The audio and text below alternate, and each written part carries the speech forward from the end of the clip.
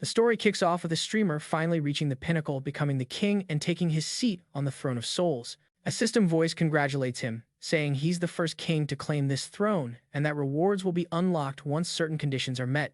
Our main character is genuinely thrilled, sharing the news with friends and livestream followers, celebrating that he's finally hit that coveted level. Suddenly, out of nowhere, a mysterious figure appears and stabs him, calling him a mere worm and saying he's about to face his punishment. Later, the main character starts hearing voices, people talking about a 20-year-old boy who's badly hurt and bleeding heavily. He also hears someone mention his weak heartbeat and the urgent need for a defibrillator. Listening to this countdown, he's shocked but can't seem to wake up. The doctors try repeatedly, but nothing works until the third time when he suddenly jolts awake and bolts out, terrified. He wonders where he is, because it's an eerie spot cluttered with piles of dead bodies.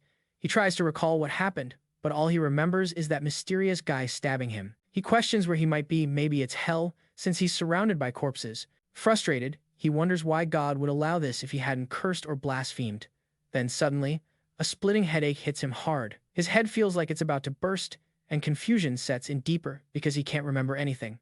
Then a memory flashes, and he's stunned. He recalls her name, Bai.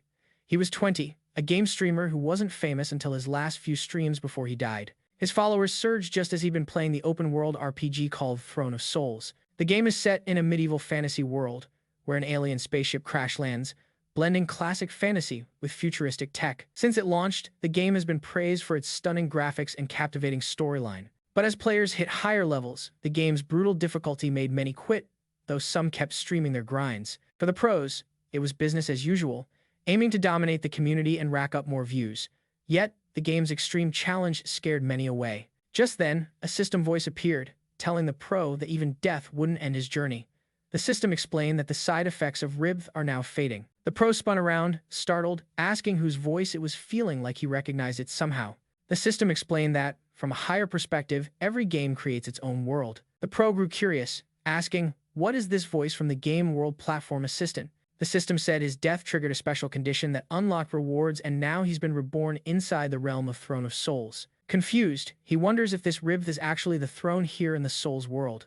But then he recalls the moment he achieved king status and ascended the throne, earning a special reward. He figures Ribth might be that reward, especially since he didn't even realize he was dead. He's happy, thinking this is the best chance he's ever had at a second shot at life. Then frustration sets in, and he asks the system, "Why did you make me wear a bikini in memories of a summer?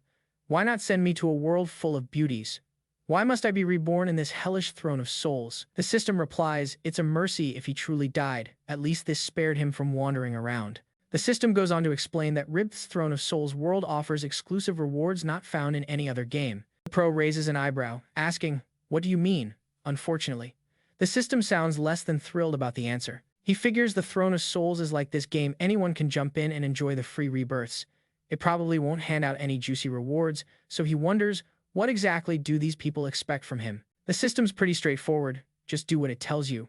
Give it your all, then head back to the Throne of Souls and take a seat. If he pulls this off, he'll get another chance. Plus, there's a big reward waiting for off-time travel, which lets him explore other worlds within the game. He can visit different places or even return to his original world. The protagonist is stunned. His first question is, why wasn't the reward given sooner? Excited, he tells the system the prize sounds awesome, but the system explains that it's impossible because the game offers infinite rebirths without any real mechanics. After all, thrones and souls are complicated in this world. Even a street dog can live its life here. The system confirms it's not endless resilience, but that defense won't last forever either. Her Game World platform account has 100 platinum games across different genres and special missions, and by completing tasks in these games, she earns 100 points. She can grab the protagonist's skills and items and use them in Throne of Souls. He's impressed after hearing this. He thinks games he's platinumed could let him collect skills from them, and that sounds like a blast. Looking at his Game World collection reminds him he's always been a fan of all kinds of games, not just the trending ones or bestsellers, but everything from Android games to visual novels. He's genuinely excited. He imagines how cool it would be to use those game skills and items inside Throne of Souls. The system says that if he wants, he can also live as a normal human. No special abilities required, his choice entirely. No objections from the system. Hearing this, he thinks that becoming a regular human could give him the chance to fight bosses without any danger. But then, hunger and other risks would come with it. He almost picks that option, but then rejects it because it doesn't make much sense. Maybe the system is up to something. Perhaps it offered that choice just to push him toward becoming king. Feeling more determined on his path, he smiles and tells the system, "Come on, brother, you're joking. I spent the first 20 years just living as a regular human. Now you want me to relive that? That's just a funny idea." He asks the system if the main story is finished, and if there's any time limit for becoming king. The system immediately says, "No, there's no time limit." Then he asks if the main character really needs to follow the main route and become king again. Without a second thought, the MC replies, "Of course, I'm going for it. Not doing so would be pure madness." The system wishes him good luck for his new journey toward ascension in the Throne of Souls game. Back from another world, he's a bit disoriented, but then hears someone calling for him. Looking up, he sees a girl hanging upside down, tied up. She says she thought her brother had died. She asks how he came back alive. Was he reborn? This girl, named Glory, is a guard and about level 21. Along with 3 others, all tied up, Glory quickly tells the MC that why he's alive doesn't matter right now. They need to get him down fast. She warns that the monsters will return soon, so they've got to hurry and get out of there. Oshijo, a Princess Ka-1 guard and human warrior class, gets angry at Glory. He questions if she truly believes that this sneaky protagonist will save them while the attack is still happening. At that moment, someone is crying out for their mother. Oshi gets even more irritated, thinking back that if they hadn't scattered earlier, they wouldn't be in this mess now. Du absolutely insists that nothing makes sense right now, pointing out that everyone here is destined to be killed. Du is also a member of the Princess's Guard, with the Beast Hunter class. When he spots Princess Mina of Bai, he gets curious about the Star Kingdom's guards, since the names all sound oddly familiar. At that moment, the MC recalls everything and is struck with sheer terror by it all. Some NPCs weren't even around when the game first started, and this eerie cave dungeon he's in wasn't on the original map either. Just thinking about all this sends a shiver down his spine. If he had chosen the path to remain an ordinary human, he'd probably be dead by now. Right now, he's stuck in the ululating cave dungeon, where the recommended level is between 20 and 30, but he's just a level 1 human without a class. Looking around, he figures the system's definitely giving him a rough ride on purpose. He's got to act fast since he's totally out of his depth here. The order of regions has been completely flipped around. He's now in Kafranka, which should actually be the starting area from level 1 to 10. After that, he should normally head into the woods meant for levels 10 to 20, and then onto Olton Cave for 20 to 30. To rescue Princess Mina and her group, who are hanging upside down in the dungeon, he'll need enough strength to pull off the mission. After thinking everything through, the MC decides to get a class right away and find a way out of this mess. He calls on the system and starts the class selection process. The system quickly confirms the class selection has begun and prompts him to pick one. The first option, the warrior class melee combat using a long sword and shield, balancing defense with offense. The second is the mage class, uses long-range spells and controls the battlefield with a balance of attack and support magic. Then there's the assassin class, expert in melee and ranged attacks using daggers and throwing knives, boasting high damage and agility. The hunter class combines melee and ranged fighting with a one-handed staff or bow and arrows, enhancing elemental attacks with power boosts. Finally, there's the no class option, where players start with no extra skills or attributes, just simple cloth clothes and a basic staff. To KMC, all those subclasses seem like just fluff. It doesn't matter much because he was always the no class type. So, he picks what he chose for the very first time back on Throne of Souls when he played no class at all. The system reacts, shocked, saying that despite all the options, this is the least useful choice. The system confidently explains that picking a class with skills and attributes is clearly the smarter move. It reminds him that your initial class choice in Throne of Souls is critical for survival. Later, when advancing to secondary classes, you have to pick ones related to your main class. The no-class path is notoriously the hardest to survive on, but it's also the only option that lets you unlock and enhance attributes freely and change classes without any restrictions. The MC understands now that although no class is tough, it's also the most rewarding path and hides some unique resources. With this choice, he can unlock achievements from every class without having to start over or create new characters. That's exactly why he was the first in Throne of Souls to unlock achievements from all classes. The system acknowledges and praises him, saying that his strategy is worthy of a top player. Then it updates the MC's main mission. His objective now, survive and find the exit of Olton Cave. Reach the wire add point and the reward will be account unlock points. The system explains that account unlock points let you access 25% of your account's warehouse items or unlock items across different accounts. These points have no level requirements and can even be used to create new game accounts from scratch. Essentially, the points let you use 25% of your items and abilities from past games. Now, all he's thinking about is just making it out of this dungeon alive. Then Princess Mina's group tells him to go ahead, untie the ropes, and let everyone out together. The MC approaches the rock with ropes tied around it, wondering if he should open them since he has no clue what might happen once they're undone. He remembers that last time he cut the ropes, things turned out great. He woke the princess up early and everyone was happy. He wanted to leave, but they didn't realize Glory was about to get attacked and Kevin just crashed into the wall. A little while later, everyone freaks out when the leader of the Play clan, Bloody X, suddenly appears. Bai still recalls how the last time he cut ropes, it triggered the boss battle in the cave. He figures this fight is going to be super tough and everyone will need to give their absolute best, but without skills, or if he fights just based on raw stats, he's a goner. So, thinking this through, he decides to leave the cave alone, earn the reward, and maybe come back later to save them. After all, these are important NPCs in the story, but saving his own skin takes priority right now. So while wondering what would happen if he cut the ropes, the MC turns around and walks away, deciding not to help them. Glory gets mad and asks where he's going. Is he crazy? Leaving them here to die like that? He replies that he already told them not to waste time on the MC. He's just a cowardly, classless kid. He reckons that left alone, the MC won't last even a single minute. The MC hears the insults but brushes them off, saying he won't bother explaining himself, because even if he did explain, these folks wouldn't believe him anyway. He senses the right moment is near, and as he walks on, the MC runs into a level 5 Play clan hatchling, ready to fight. The monster eyeing him looks pretty scared. Meanwhile, the princess group laughs, thinking this level 5 hatchling should be more than enough to take down a level 1, classless MC. The monster charges at the MC quickly, but the MC is sharp and alert. Even if he saves some idiots out there, he didn't ask for this fight. He's just determined to survive. Level 5 monsters are tough to beat at his current level. But when the monster attacks, the MC rolls backward, then to the side, and repeats the move. Without losing a single point of health, the monster gets totally confused because it can't land a hit. Hoshi is stunned and asks if the MC really just pulled off 2 back-to-back counterattacks. Maybe it was luck? Glory insists it wasn't. That wasn't luck. Those attacks were perfectly timed. The MC is pumped up by this realization. He notices there's no lag between his thoughts and his moves. Even without extra stats or skills, he's loaded with experience he's gathered over time. All that time spent gaming has paid off.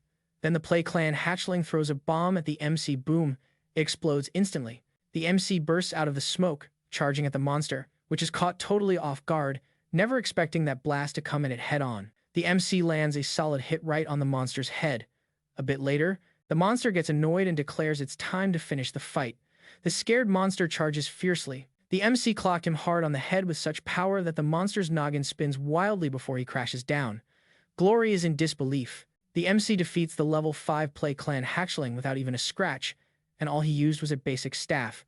Hoshi admits he definitely underestimated the MC, but this just goes to show, taking down a level 5 monster still requires some serious effort. So from here on, they figure there's no way to get out alive. The big monster sits up top, resting, proud of his experience, but still thinking that, because the MC's attack power is so low, combined with weak weapons and barely their stats, that kind of gap won't be bridged anytime soon. He knows this situation because he didn't choose a class, so he has to rely on some unconventional tactics. Avoiding unnecessary fights is key. The system alerts him that he's reached level 5, defeated the clan hatchling, and earned 100 soul points, along with 2 gold coins, a broken mace item, and 5 attack points. Bai swiftly opens his status window. He realizes it's not looking great since he still needs 900 more soul points to level up. His main goal? Get out of Ultin Cave. Quickly and safely get out. He picks up the broken mace from the ground and stands up, while a group of princesses frantically try to rescue him. He promises them he'll give anything they need. Just then, Princess Mina wakes up and tells Glory to calm down. She insists that the MC is capable of handling his own problems. Mina respectfully tells him that if he chose not to save them, she honors his decision, but she kindly advises that in life or death moments, he should always stay cautious. The brother thinks, even facing death, she's so graceful and captivating, a true princess of the Star Kingdom, no doubt. He heads deeper into the cave. He says he had a plan from the start, but didn't share it because if he said he'd come back to save them, those folks wouldn't believe him. Hoshi angrily asks if MC is messing with them. Mina quickly tells her guards to stand down. She says, if you have energy to scream, use it to figure out how to get out. We have to leave. The MC recalls that in the original story, if he didn't save them, these people somehow managed to escape on their own. But now he has all these stories tied to Princess Mina. Rewards and achievements might be missed, and whether he saves them or not depends on how he exits and whose favors he gains. He knows alliances matter a lot, but their survival has to be the top priority. After all, the Ultin Cave holds tons of treasures and secrets, and after many visits, it's clear every secret lies like lines in his palm. Kind of like knowing if you want to meet someone, you take a specific path. In this story, MC needs to meet a particular character. After a bit of walking, Bai arrives at a certain spot. He approaches a large jar where someone inside asks who it is since the clan hatchlings can't smell him because of the plague. He tells MC not to be afraid and come closer. The person explains how he got stuck in the jar while searching for treasure underground to escape monsters in the cave, but he got trapped and couldn't get out. He begs the MC to free him. Without hesitation, the MC smashes the jar, freeing him. This guy is Lucci, level 27, and he's shocked that MC actually saved him. Lucci says he owes MC a favor and that if he ever needs anything, to just ask. If it's within his power, he'll gladly help. Desperately, Lucci asks for help, explaining his friend Beast is captured and needs saving. But with the current level, it's just impossible. Hearing MC's request, Lucci calls him brave but maybe not the smartest, promising help and saying everything will be fine since he's got MC's back. They walk a bit further until a monster suddenly charges at them. It's an adult clan ogre, level 18. Lucci blocks the monster's attack but loses some health and fumes, wondering if this is the same beast that trapped him in the jar. He draws his sword and stabs it into the monster's stomach, shaving off half its health. He recalls almost dying stuck in that jar, but without wasting a moment, he gets ready to strike again, shouting that this monster is done for now. MC is impressed after seeing Lucci in action.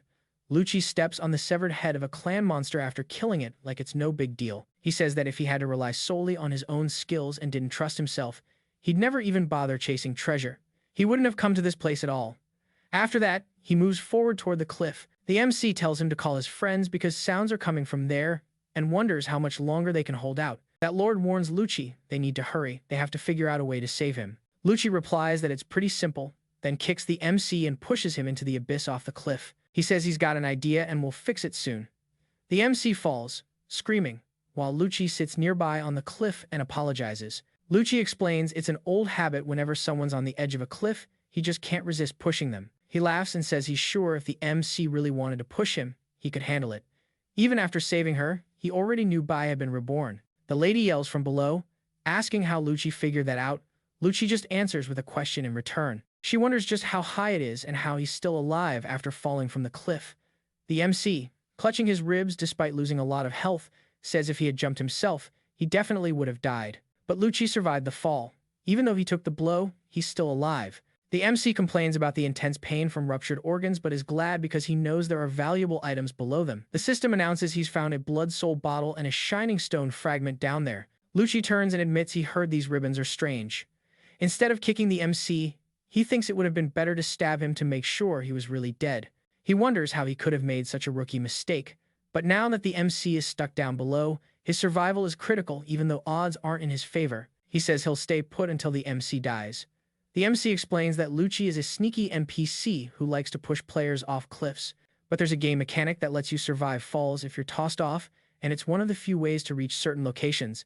Soon, curiosity takes over because the ribbon, called the Throne of Souls, never had a mechanic like that before. The system wonders what to do next, then decides to quickly use an item that restores some HP. The system tells him that so far, all the info collected is about the ribbon itself, and for now, that's all it knows.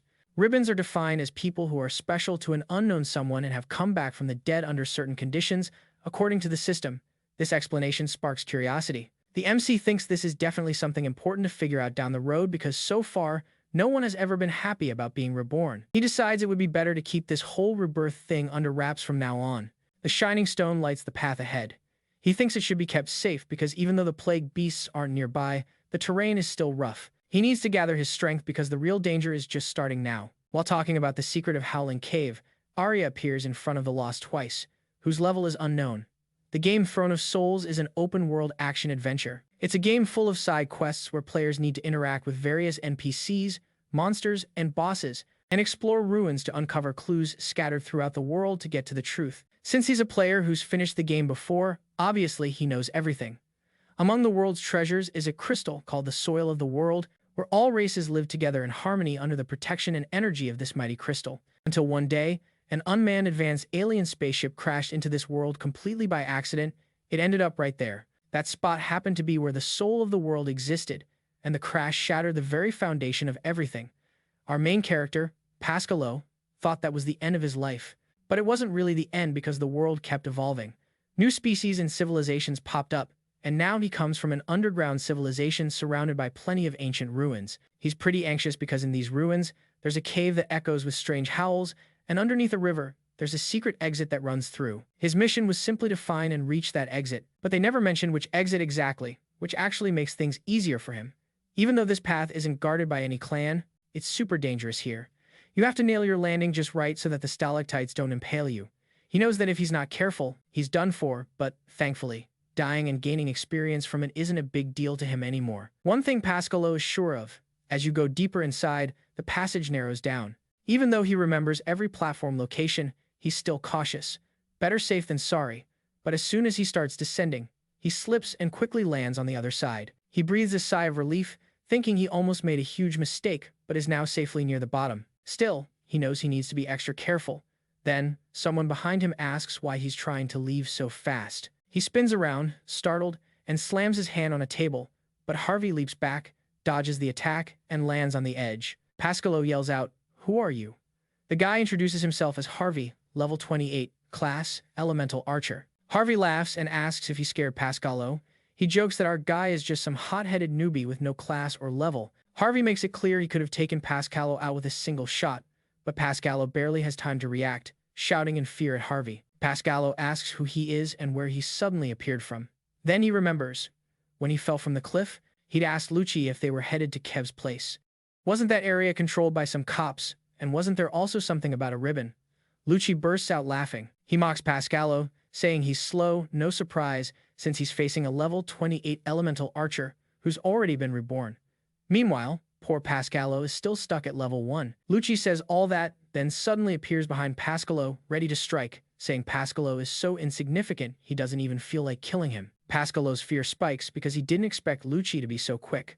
But he knows he has to do something. The attack comes before he can even blink, and half of Pascalo's health is gone. He falls to his left knee, coughing harshly, and with a lisp asks why he's being attacked when he's done nothing wrong. Pascalo points out that both he and Lucci are reborn, so they shouldn't be enemies. Instead of fighting, they should try to help each other. Lucci steps right in front of Pascalo and asks sharply if the system hasn't told him that all creatures are enemies to reborn beings, but the biggest threat is other reborns, he says. He also mentions that Pascalo should be placed on the platform.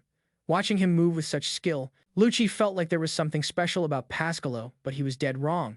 Pascalo doesn't even know the basics, and is wasting his chance at rebirth. The maid, frustrated, barely manages an attack and tells Lucci he's lying and she'll never believe him. Lucci laughs and slashes the maid's table in half, saying that a level 1 newbie like Pascalo will never understand, and now, he doesn't have time to waste. In fact, since Pascalo didn't show him the way this far, Lucci declares he'll kill him instead.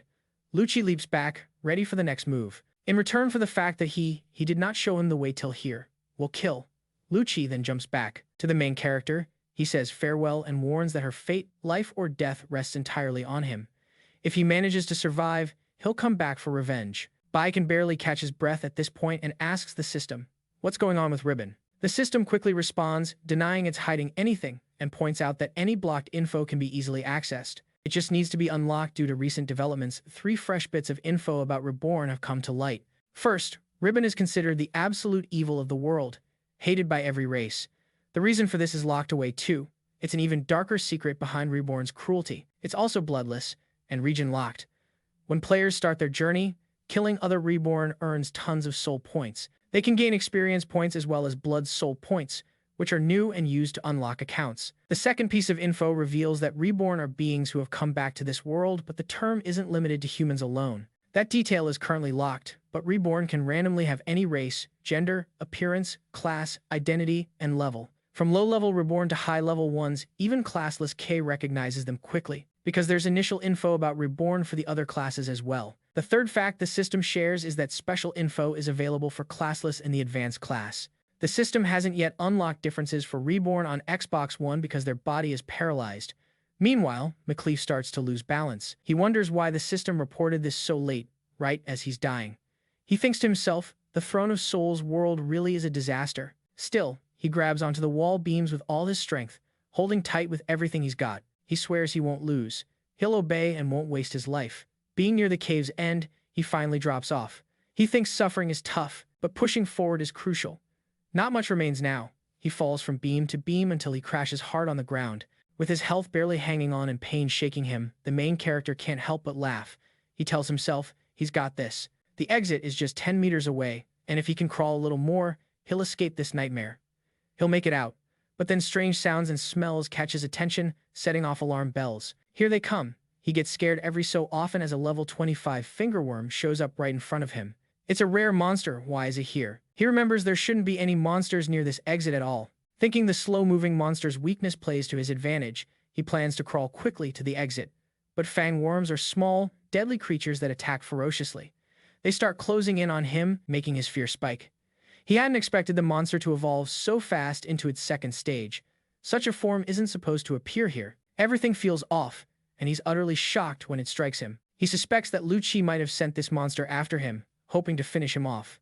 Frustration hits hard because with the fangworm here, all his perfect plans unravel. He thinks, if this keeps up, he's definitely done for. The monster wastes no time and lunges at him, jumping at his left side. He falls into an acid river. He recalls he's faced battles like this before, realizing underestimating such foes is a big mistake. They're just too quick to be caught so easily. He screams out in pain, recognizing it's an underground river that's now filled with acid. Years of pollution have made it lethal to any living thing. The acid can dissolve anything. His agony is worse than death itself. His will to live falters. It doesn't make sense. Even if the acid dissolves his bones, there's still a little tissue left to protect him for now. But for the fangworms, completely exposed, there's no shielding at all. This river's water is downright deadly. As it flows toward the left exit, the river slowly drains his health like the grip of Corona. But he feels a small sense of relief because Fang has a genuine fear of river worms. He's clear, that kind of life is not for him. He couldn't bear living his past life again, filled with regrets and frustration. He shares that he was born in a small village near the mountain ranges. He believed the only way to better his life was through getting admitted to a prestigious school in the capital. So, he told his mom and left his hometown behind. He recalls working hard at his job, with his boss constantly yelling at him, demanding to know why he was so slow. His boss warned that if he didn't improve, he'd be out on his ear. And there was no peace at night either, because his roommate drove him nuts. The roommate would complain that he did nothing all day and flash a light in his face at night, disrupting his sleep. But the lady points out that despite all these challenges, he never gave up. He pushed through because hope was still alive in his heart. Eventually, he was lucky enough to get admitted into university, his lifelong dream. But then, things took a turn. His mother was diagnosed with a terminal illness, and suddenly, his world fell apart. Years of hard work seemed wasted. He dropped out, took on part-time jobs, borrowed money, but nothing could save his mother. He says streaming video games became his life. Even though things weren't exactly looking up, his rise to fame was thanks to a single game. His popularity shot through the roof. But just as his career peaked, he was brutally killed. Until recently, he just didn't care if he was alive or dead. Now, though, he's determined. There's no way he'll accept death so easily. Being reborn into a world he knows means dying in some pathetic way is off the table. With that thought, the main character stands up and makes a decisive leap toward the exit. He declares that he won't just sit around waiting to be eaten by fangworms. He makes it clear, he won't die here. He's going to claim the throne of this world. Speaking of which, some monsters latch onto his body, cutting his health down to just 3%. Still, he pushes forward and reaches the exit. Instantly, the system announces he has successfully escaped the Howling Cave. For this, he's rewarded with an account unlock point. Mila and the system ask him which option he wants.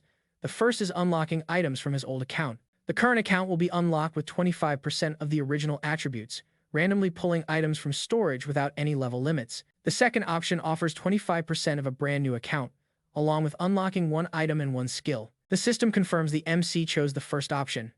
Immediately, 25% of his stored items are unlocked and added to his inventory. Suddenly, a powerful energy bursts from within, wiping out the monsters clinging to his body. Along with that, the items from his inventory are ready to use. He quickly consumes the essence of secret blood, restoring a full 100% of his health and boosting his versatility points by 30. He equips the Bibi Blood Shadow set, a pro-assassin's gear that significantly enhances agility and intelligence. Its special move is Shadow Thrust. Finally, he gears up with the Scarlet Assassin Dagger, a dual dagger wielded by assassins, considered the best weapon for the job. It offers high attack speed and lethal precision. Equipping it unlocks the Scarlet Fireworks ability. Just then, a massive explosion erupts as numerous attack strikes land on the worms. The MC declares his intent to finish this fight. He admits it won't be easy, but in this final moment, a future king is born. Speaking of which, he unleashes a tremendous burst of power. The air buzzes with energy, But the monsters don't back down, they rush at him, and he immediately counters. With swift, multiple slashes, he easily takes down many fang worms. Man, this makes me feel good. He realizes that retrieving items from his old account was definitely the right call. Even though just 25% of the original stats remained, it was more than enough for these stages since he kept only the best gear in his inventory. This boost gave MC a solid dose of confidence. He declares that his true journey is about to kick off now. Meanwhile, he doesn't notice the fangworms regrouping and merging into a bigger, nastier monster ready to chow down on him. MC simply gets annoyed and wonders aloud why the monster is making such a racket. Right then, the system alerts him that a secret mission has updated. Kill the fangworm. Successfully completing it will earn him 3 soil points as a reward. He tosses his daggers up into the air, visibly pumped by the system's notification. Catching them smoothly, he gets set. This was exactly the reward he'd been gunning for. Saying that, he activates his Scarlet Fireworks ability. The monster asks if it's about to be his first meal. With a fierce shout, MC charges full force at the beast. He yells that the real battle is about to begin between them. As he closes in, he shouts, "Time to bite the dust." Dodging the monster's attack, he remarks that he already knows its attack patterns. It's just a matter of staying quick enough to avoid them. Then, he plunges his dagger deep into the creature, using the Supreme Pain skill to slice through it clean. The monster's pain will be paid back twofold. Next, he unleashes Scarlet Burn to finish the fight. The monster lets out a howl of agony. The system explains that Scarlet Burn is a debuff triggered by the fireworks and blazing scarlet flames singeing the creature's wand. For up to 15 seconds, it deals damage. Supreme Pain, on the other hand, is an assassin's combat skill that inflicts a deep cut down to the bone. The combo of these two abilities has the monster screaming in unbearable pain. MC gets ready again and cheekily asks the monster if it's hurting a lot. The monster pleads, "Could you maybe take it a little easier?" Then MC activates his Shadow Assassination skill, summoning numerous shadowy clones around him. The system explains that Shadow Assassination is an assassin execution skill where the user's body projects multiple shadows. These clones split off to strike and remain immune to all physical and magical attacks for 5 seconds. The protagonist aggressively charges the worm with his jointed daggers. The shadow clones strike repeatedly before finally dispatching it. Worm defeated. The system confirms that protagonist Elliot has successfully taken down the tooth worm and completed the side mission, earning triple rewards. A total of 18,000 soil points were gained. Immediately after, the monster's soul moves toward the protagonist. This triggers a new achievement. A soft glow brighter than a blazing flame now burns within him. The monster's soul merges with the protagonist, pushing him up to level 8 in one thrilling leap thanks to the battle rewards. Reaching level 8, Bai comments that leveling up souls in the throne realm is incredibly tough. During a live stream, he explained to his audience how souls are essential for progressing through each stage, which they really appreciated. Then, the system informs him that he'll need 108 cold coins and 2 dirty crystal bottles, each restoring 30% of life points. Besides these, there's the Prayer to Prognostic Piercing of Suffering, a defensive move where kneeling and praying within a 3-meter radius sends sharp blades piercing all targets, usable 3 times. Checking the stats, the lady remarks that this prayer is seriously impressive. At first, he struggled to get it, but now he managed to get it on his very first try. He believes that since he's on the assassin's path, even though the items have bonuses and are maxed out, agility still takes the top spot as the most crucial attribute right now. So, he pours a whole bunch of attribute points into agility, especially since he's still in the early stages of the game. Our protagonist also checks his inventory to quickly identify which consumables and crafting materials he can unlock, but it frustrates him to see a bunch of great gear and weapons just sitting there locked up tight. He feels like he's nowhere near unlocking them yet. Still, on the bright side, he managed to unlock the Assassin set plus 2 other amazing items. There's the Blood Armor Dragon set, a Berserker set that you definitely can't use unless you have at least 80 strength. It's heavy armor that most folks just can't handle. Then there's the Dragon Spine Sword, a massive 2-handed blade forged from spines of dragons. This dragon sword's sharp enough to pierce even dragon skin made from spines. The other set is the Starry Sky Prophet set, a magic focus set that requires at least 100 magic power to wield, paired with a Deep Space Lantern, a staff scattered across the cosmos. This staff's crafted from golden meteorite, known for its outstanding magical conductivity. He figures that even if he can't use magic just yet, having this as his second weapon early on will definitely make things easier. As he wanders through the dungeon, he debates whether he should head back to the princess, save his group, or just make a solo escape. Going solo sounds fine since the game didn't make it an issue before, but now that he's been reincarnated, he's unsure how it'll play out this time. He's eager to find out how much the original games changed with his rebirth and what new surprises might be in store. Bai figures that leaving those questions unanswered would be too risky for wandering around.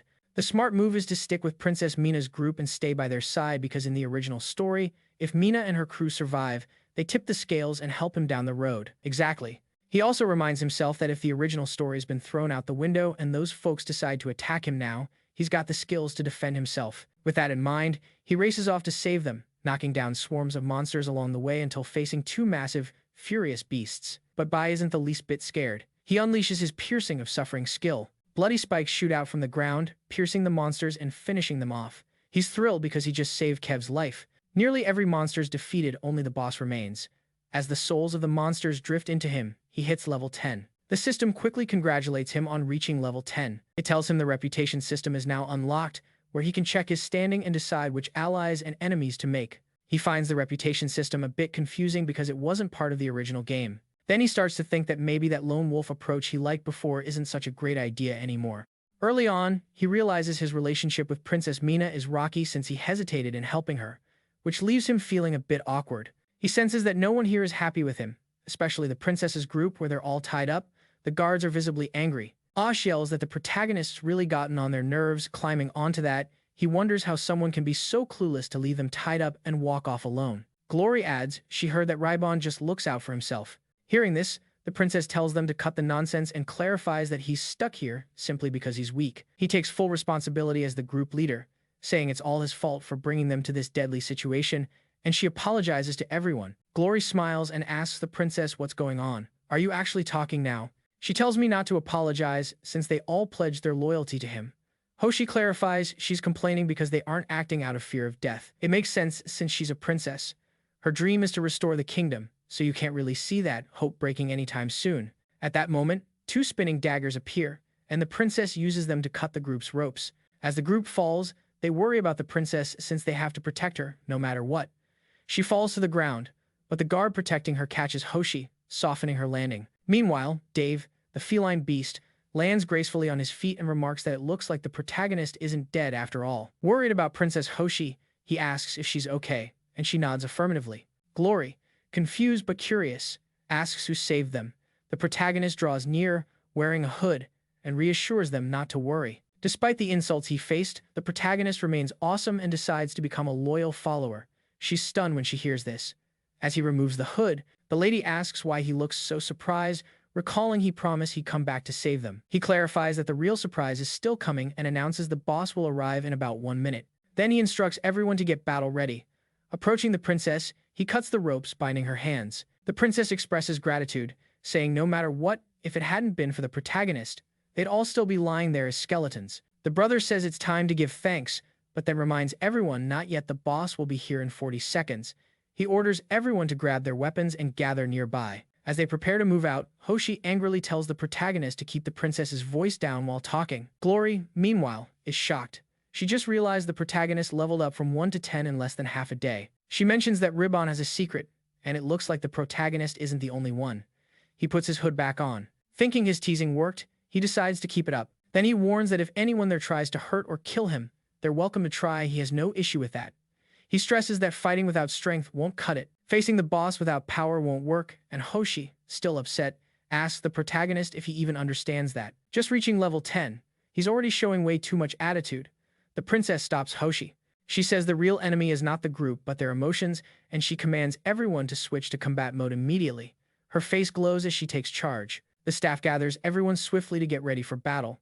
Mina points out that despite many doubts, there's still hope in her heart, and she won't let any mistakes happen. Bai is pleased. He thinks that in this brief moment, the princess evaluated him and found his personality unchanged, still fair and determined. He concludes the princess's group's hostility isn't about Reborn but because he didn't save them at first. This means they can trust him for the upcoming boss fight. The protagonist wastes no time and sets his thunder trap. Vern watches for the boss's arrival, only 10 seconds left.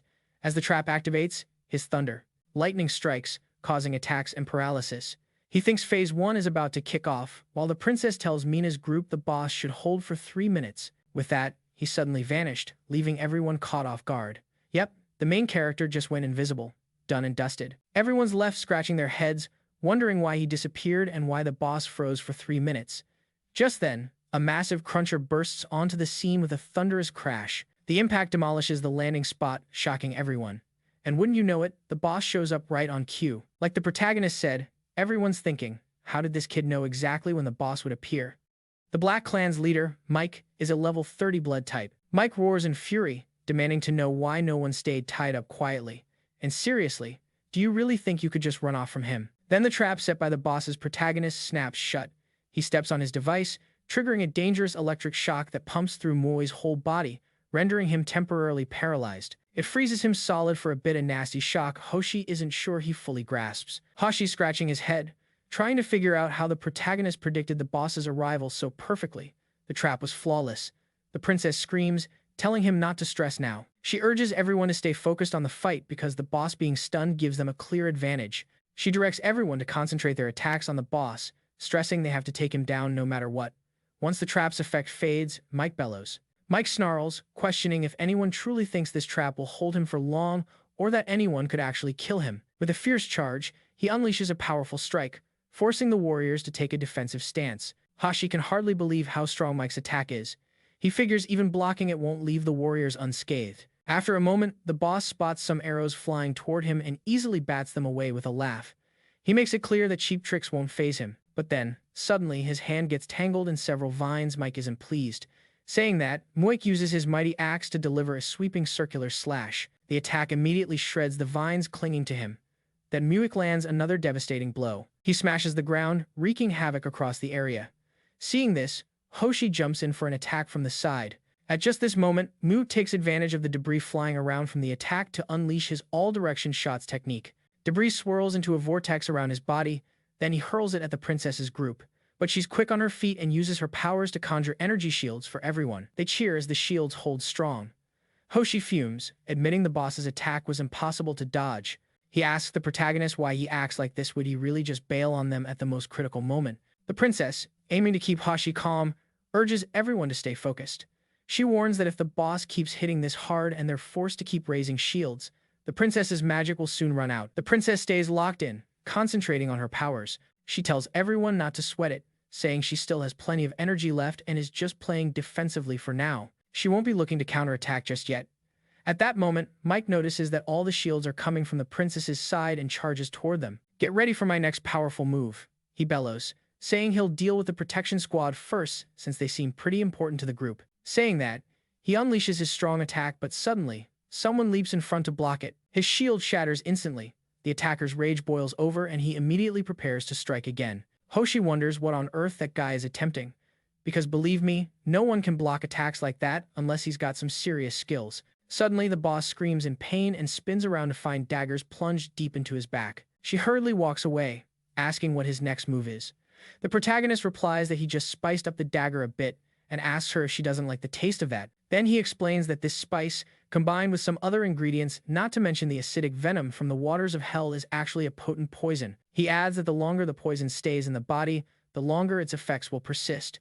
Moi gets annoyed and storms off with Bai. She jokes around, asking if he respects her preferences, and immediately launches an attack, but Bai nimbly dodges and counters without trouble. Hoshi, watching the battle unfold, is impressed by the protagonist's swift moves and remarks that having this kind of agility at level 10 is just unheard of. Right at that moment, Moi screams in agony from the corrosive poison and demands to know how the protagonist recognized the fatal acid plague from the waters of hell, which is deadly to clan members. In a rage, he warns the protagonist that he'll pay for his insolence and unleashes a series of ground-smashing attacks that cause widespread destruction in every direction. The group of princesses wonder if the boss has lost it from the poison, turning completely berserk.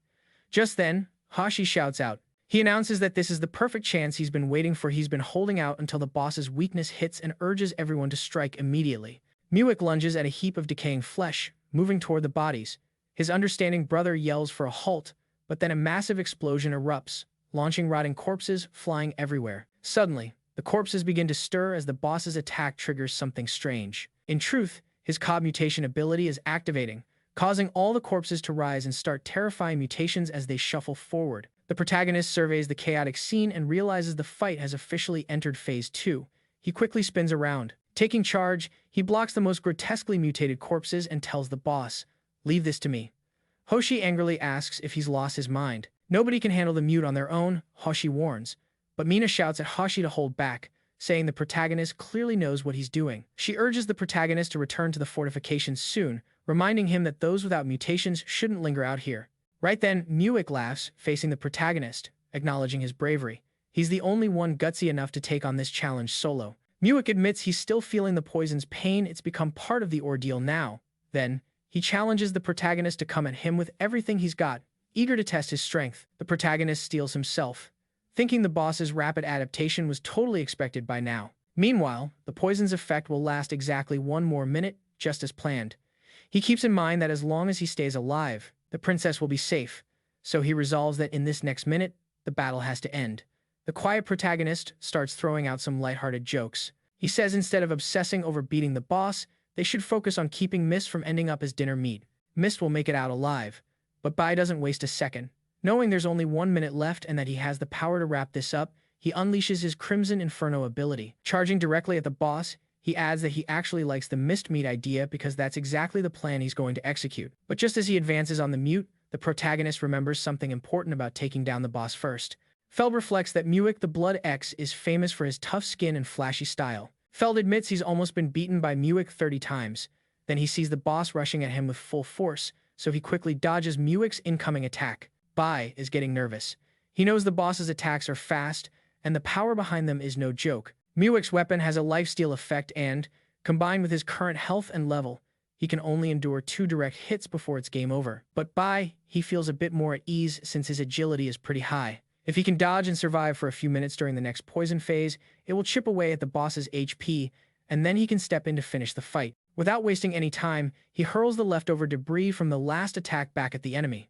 Someone asks what the protagonist is doing. They thought he'd be all about going straight for the boss, but he's just running circles. Then they challenge him to face the boss head-on. Bai quickly leaps over the debris thrown by the boss, showing he's not the usual player. Mina watches with interest, impressed by the protagonist's agility. She notes how he's dodged multiple attacks with ease. She also notices his perfect timing and understanding of attack ranges, not like a rookie at all, more like a seasoned warrior who's seen many battles. Still, she quickly realizes that agility alone won't cut it. Muick, whose HP is now less than half and still poisoned, says they need the protagonist's help to pull off the plan. He says Bai is carefully pacing his attacks so that the poison effect hits harder. Then, he unleashes the terrifying blood dance ability and asks Maiden who will go down first, the poison or the protagonist from his onslaught. Bai looks at the boss and thinks, alright, we're officially in the 3rd phase now. Right then, Muick says he wants to see how the protagonist weaves through the blood dance and immediately fires a powerful attack. Bai tries to block it with his knee. He makes the effort, but his HP drops and his leg starts bleeding heavily. Muick laughs loudly after seeing the protagonist's state. He boasts that no matter how fast Bai is, he won't survive the blood dance. Maid remembers that in the boss's 3rd phase, the attack range expands a lot, and dodging without getting hurt is nearly impossible. But then, her face tightens. She shifts to serious mode because she's been waiting for this moment. Hashi and Glory look at the MC with worried expressions. When coming to, the strong bloodlust from the boss is overwhelming, and he mentions the smell. He says even someone tough like Bai won't last. This time, survival seems impossible.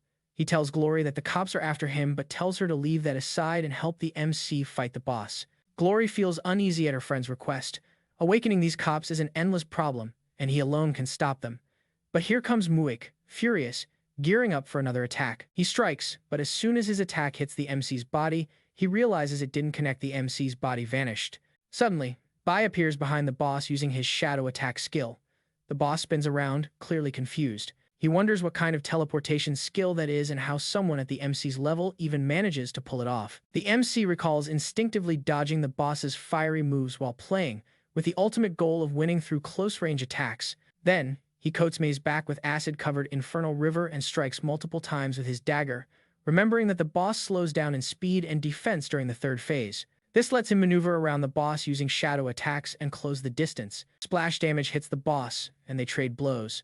Mukai howls in pain from the MC's attack.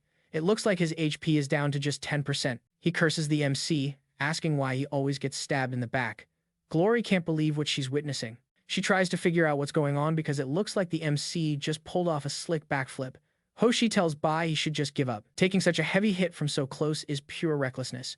Dave thinks maybe the MC has found the boss's weak spot. The MC is doing everything he can to take down Mukai, but the boss is super agile. It's easy to dodge his attacks. Then, after putting some distance between them, the MC goes all out against the boss, using his shadow clone ability. Muick attacks him multiple times and screams out in pain. Angry Muik lunges in with an attack aimed to take out the MC. The MC admits he didn't expect such heavy pressure. He wasn't ready for it. But honestly, my guy, I'd do it all over again. Right then, Muik mentions that the solutions items were rare to find, but he's got no choice but to use the MC's insignificant gear. Saying this, he begins to cry, activating his blood siphon. The deep space item, yeah, it's a cheap knockoff. This silent cry targets the MC's HP, absorbing blood to restore his own health. Right after, he moves to the coppice to keep draining. The protagonist warns him that without recovering his HP, there's no way he can regain health. But Muik doesn't wait around. He's fragmented and worse off. The system chimes in, announcing that the boss's poison and burning debuffs have been completely wiped out. Bai sweats nervously. This is genuinely worrying since no one expected the boss to have blood siphoning powers. He realizes that new features, ones not in the original game, are showing up at the worst possible time. Then, beneath the massive magical shield, something pops up that throws him off. He wonders why his skills got interrupted. Turns out, it was Princess Mina using the Forbidden Barrier skill. This skill conjures a magical shield around the target, cutting off any connection to the outside world and blocking healing or blessings. She shouts at the MC, telling him not to panic. She explains that the boss's ability is just an imitation of a deep space item, and with her spell, she can easily disable it. Then she tells everyone to forget about the cops and focus all their efforts on the boss to take him down in one powerful strike. Right then, Muik storms in angrily, charging at Mina. Full speed ahead, he accuses her of being the cause of all this mess and insists he should have taken the boss down from the start. The princess's guards get nervous. They're way too late to step in and protect her. But the MC appears. His power of May blocks Muik's strike, spreading through the airway area and neutralizing the attack. Mina's shocked by what she's seeing because she couldn't do anything, quickly apologizing to the MC. Meanwhile, the MC pulls out one of his special items. Once activated, intense energy envelops his entire body. He tells Princess Mina not to apologize. This is not on her. The fault lies with him for not finishing the boss off quickly enough. Muik gets ready to charge again, and MC asks how long he plans to keep bothering them. He'll be sticking around. The maid and princess prepare themselves, and the MC makes it clear his next move will be the final one, taking the battle down to the last round. He wants to end this now. Muik gets spooked. Something just feels off. An ominous aura radiates from the MC, giving him bad vibes. He also notices the MC's blood scent growing much stronger. Muik turns and runs, yelling that the barrier's failing him. As soon as the boss retreats, the skill's effect fades, and the corpses collapse onto the ground. The princess's guards rush to her side, and Hoshi apologizes for not getting to her sooner. He was late and put her in danger. The princess assures him not to worry. What's important is that everyone survived the boss. At that moment, MC rushes after Muik, shouting that the battle isn't over yet and warns that those aren't really guards, telling everyone to keep moving. Mina tries to stop the MC. She says this is about chasing victory, and there's no room for distractions. The smartest move is to make a quick getaway. He jumps up, showing he knows what's up. As soon as they approach the boss, the maid wastes no time and activates her shadow formation skill. She creates multiple shadow clones that completely surround Muik. Without hesitating, she and her clones rain down a flurry of attacks. They tear the boss to pieces, shredding it beyond repair. The MC thinks to himself, there's no way he's letting the boss slip away this time. Otherwise, unpredictable situations could have popped up. The entire team led by the boss's princess levels up after their defeat. The system notifies the protagonist that he defeated Mayak the Blood Axe, earning him 320 gold coins and 15,000 soul points, which causes him to level up twice. Now, at level 12, he arrives there. Standing above the boss's defeated body, completely focused, he realizes he's finally conquered the toughest level in the Cave of Lemons, much to everyone's relief. The system also informs him he needs to find the Blood Dance X. This is a two-handed battle axe drenched in blood and flesh, which fuels the user's rage. It has a special combat skill called Blood Dance. Along with it, a skill book to control minions is available. After learning this upgradable skill, the user can control minions below level 30, commanding them as long as they don't die again. He receives the Blood Chiffon, a deep space item copy. With it, the user can absorb the life force of creatures below level 10, gradually recovering health points. At this moment, Princess Mina approaches the main character and apologizes. She admits she never doubted his judgment and should have realized by now that all his decisions have been spot on. He tells her about the earlier attack. She thanks him for protecting her and says she owes him a favor. The maid smiles and says, from her memory, this counts as 2 favors. But it's better to discuss it later when he's really free. Let's get moving. Then he reflects on the princess's words, realizing they're probably not completely false, though just a bit. He wonders why he's seeing things that shouldn't be there and if it's all connected to the ribbon. He decides he needs to clear it up fast. Otherwise, he'll keep facing unknown dangers. He gathers himself, and Glory tells the main character how impressive his actions have been. It's hard to believe he changed so much in such a short time.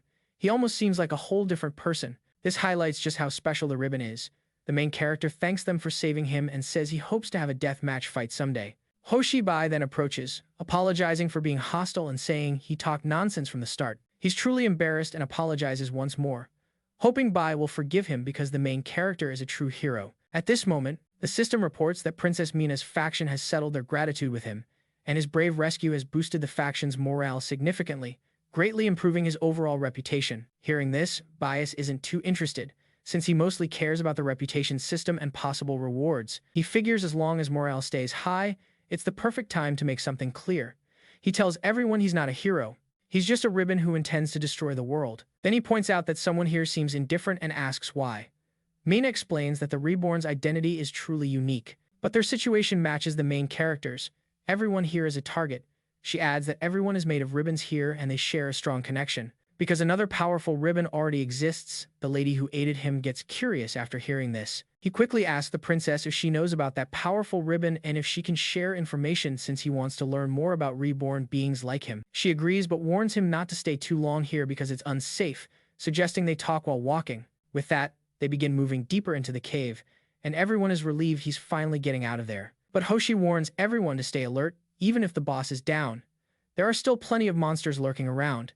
After walking a bit, the princess speaks up and says before we get to Ribbon, we need to explain who Ribbon really is. She says that reborn are people who died, then mysteriously came back to life. A key trait they share is having some kind of special power. She explains that they were first found during the Fallen Star Wars conflict and discovered later. Unlike regular folks, their thoughts and actions are quite different. Mostly, they tend to be ruthless and morally loose, ignoring rules and acting like they don't quite belong here. At first, the nations barely paid attention to them, until an ancient prophecy surfaced. This prophecy predicted the world would collapse, and only the reborn have the power to restore and even unite everything. Because of this, every nation saw them as a threat and rejected that idea. They didn't realize that power handed down from the division could be seized by an outsider. But Ribbon, who helped out, was different. He was strong, yet very kind and polite, without that harsh and immoral vibe. Seeing this, the princess says she really likes him. He reminds her a lot of a true reborn.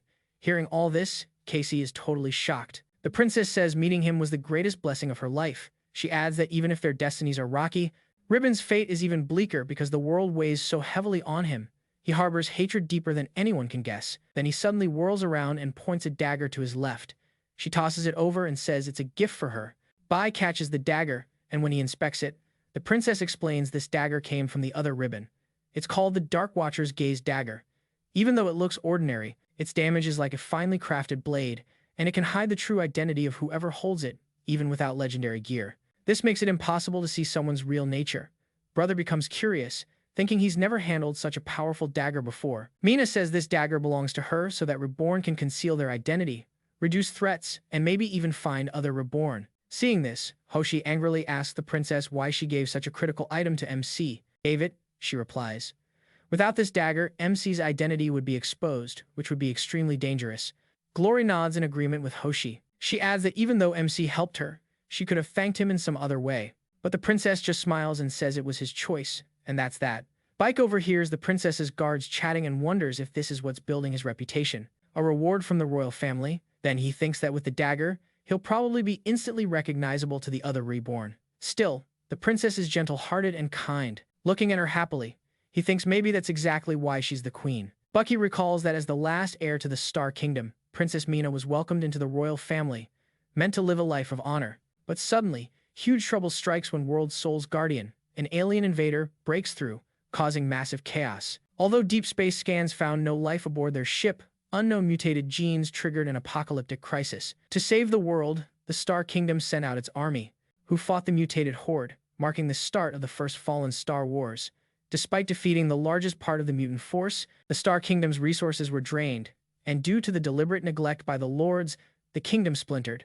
8 lords declared independence. Each lord took a piece of the world's stone with them. Even all these years later, Princess Mina of the Star Kingdom is still recognized as the rightful heir. She's seen as a major threat by the 8 rebel kingdoms, but the more they try to keep her down, the more determined he becomes to restore the kingdom, and she's fully on board with that. Glory steps up to the main character and asks why he's just standing there deep in thought. He replies that the path's littered with corpses. He wonders if the beast's plague wiped them all out. Kay saved them. Then, jokingly, she praises the MC for being amazing and glad he didn't make any enemies along the way. Du then calls out to everyone. He reminds them the exit is just ahead and happiness is just around the corner. Then he sprints toward it. As they leave the cave, a breathtaking view and stunning sunset greet them. Mina spreads her arms wide, asking if anyone else feels that warm sunshine. She wonders how much time Mina spreads her arms wide, asking if anyone else feels that warm sunshine. She wonders how much time has passed and says the freedom feels incredible. Glory laughs heartily, agreeing with the princess. Now they can finally escape the cave's darkness, dampness, and that awful smell of decay. She glances left and says, "No thanks." She explains that only when freedom is taken away do you truly appreciate its worth. He tells her to take it easy. No need to get all philosophical just yet. He says he was only doing his duty and hints that the dagger he gave her was already a huge gift. Curious, he asks the princess what the next move is. Looking at him thoughtfully, the girl thinks it's better to ask if anything has changed, even though they know their next step. She mentions there's something that needs to be handled first. The MC asks what it is, but Glory hesitates, replying it's something important. Hashi interrupts, insisting Glory doesn't have to keep secrets because MC is their savior and the true hero here. They shouldn't be hiding anything from him. Mina smiles and agrees with Hoshi, saying there's no reason to keep anything under wraps. Feeling a bit sheepish, she admits she's not used to opening up. Then she explains that she once hired a mercenary group but got betrayed. They abandoned them in dangerous spots without any support, and even took crucial items from them, which she now has to retrieve. The MC guesses the star core might be a necklace, a shattered gem from the Star Kingdom's stone cores, a royal family symbol and one of the game's most vital relics. She admits all this happened because of her own weakness and naivety. She blindly believed their lies. At that moment, Hoshi clenches his fist and slams it against a rock in anger. He declares the princess isn't to blame.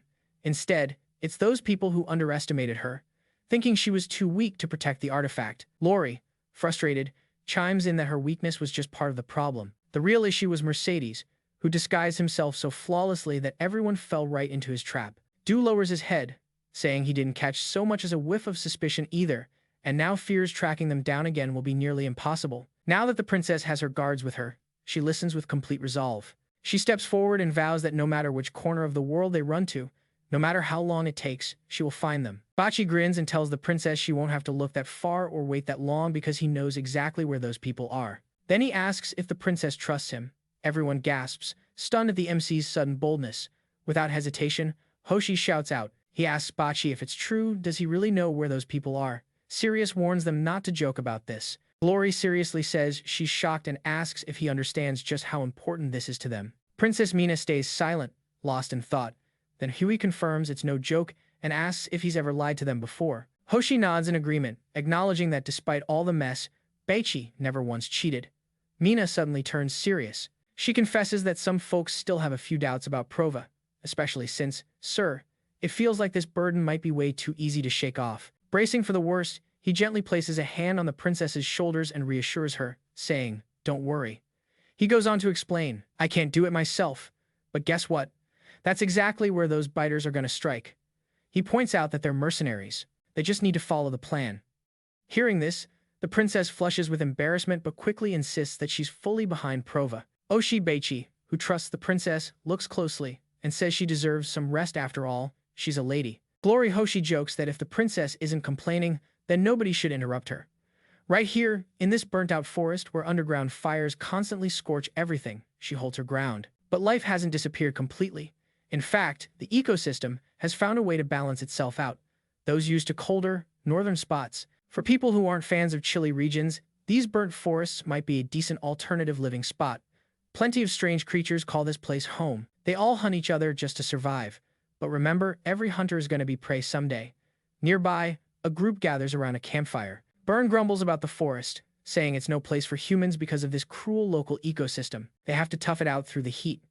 Another guy chimes in that the lizard they caught was surprisingly tasty. This is the Just Alliance mercenary group, camping out. Around 30 members, all between levels 20 and 30. They say the cash they're earning from this small mission is peanuts. And they owe a big thanks to Princess Mina, who got tricked so easily and blew her cover. Michelle, a level 28 warrior, says he gets it but doesn't understand why Burn would choose to live in the woods. "Let's head to the city and blow some money," says Cora, a level 27 swordsman. He notes that the boss gave some reason but didn't explain much. Yuri, the group's deputy commander and a level 29 mage, growing impatient, goes to ask the boss how much longer they'll have to wait. Yuri adds that even though he's a fire mage, being stuck burning in the jungle is not his idea of fun. He hates the heat. Just then, Hades, leader of the Just Alliance, shows up holding a necklace. Everyone's curious about his backstory. Hades flashes a smile and asks what they've been chatting about. He makes it clear he's not deaf and reminds them that they've got to hang tight here for a while. The reason? He isn't sure if Princess Mina and her guards can make it out of the Cave of Lamentations safely. He admits he regrets not taking them out from the start. Michal tells the boss he's getting more cautious. He adds that based on what he knows about the princess and her guards' abilities, there's basically zero chance they can survive in that cave. The boss agrees with Michal that risking their lives is dumb, but he warns that the princess's group could end up as the clan's next meal. Yuri gets angry, wondering why the princess was so quick to appreciate the boss's kindness. Hades remembers that moment when the princess yelled at him, calling his group evil and questioning why he trusted Beichi enough to bite. In response, Hades grabbed his own face and explained that, to him, it all seemed contradictory since everything depended on how big the reward was. Their standards for judgment were pretty flexible. He insisted he wasn't betraying anyone. He was actually helping. Then he asked the big question, does she really want to restore her country? Because if she's going to rely on their help, along with her legendary necklace, and trade her womanhood for many years of hard work, she'd better be ready. He himself is against the whole idea. I was totally grossed out. The princess declared that if the necklace fell into his hands, he could do whatever he wanted with it.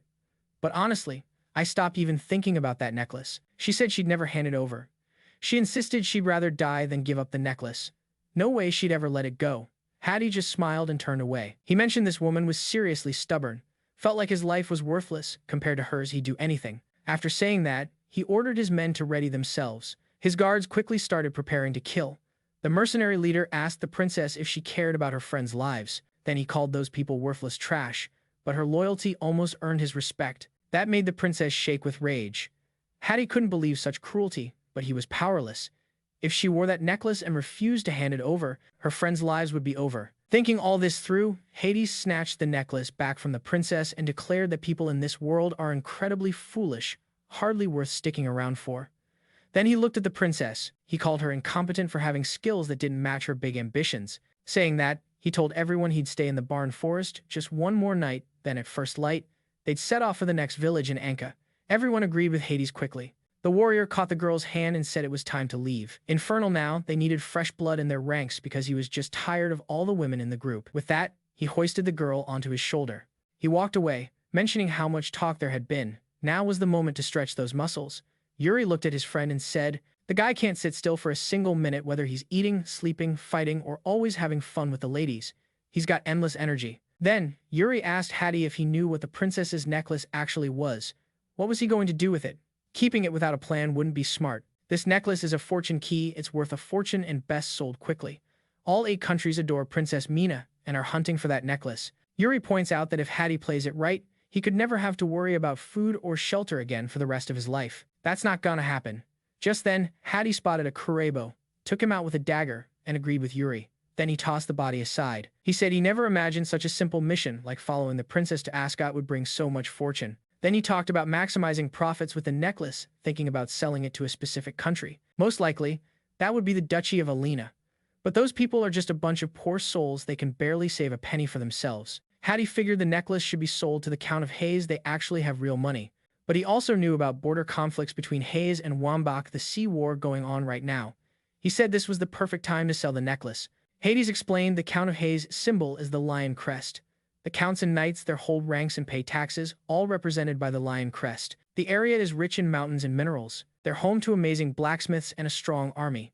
On the other hand, the Duchy of Alina uses the rose crest, with different ranks for queen, nobles, and commoners. The rose crest symbolizes fertile farmland and flower gardens, and they've got incredible painters and writers too. And there's the Count of Wambach with the bear paw and axe emblem, including counts, knights, and commoners. The bear paw and axe represent the jungles and hunting grounds with excellent hunters and skilled carpenters. Hades concluded that Tiny Necklace holds the power to influence war and control great authority. He explains that this necklace remains unchanged even in the cosmic realm.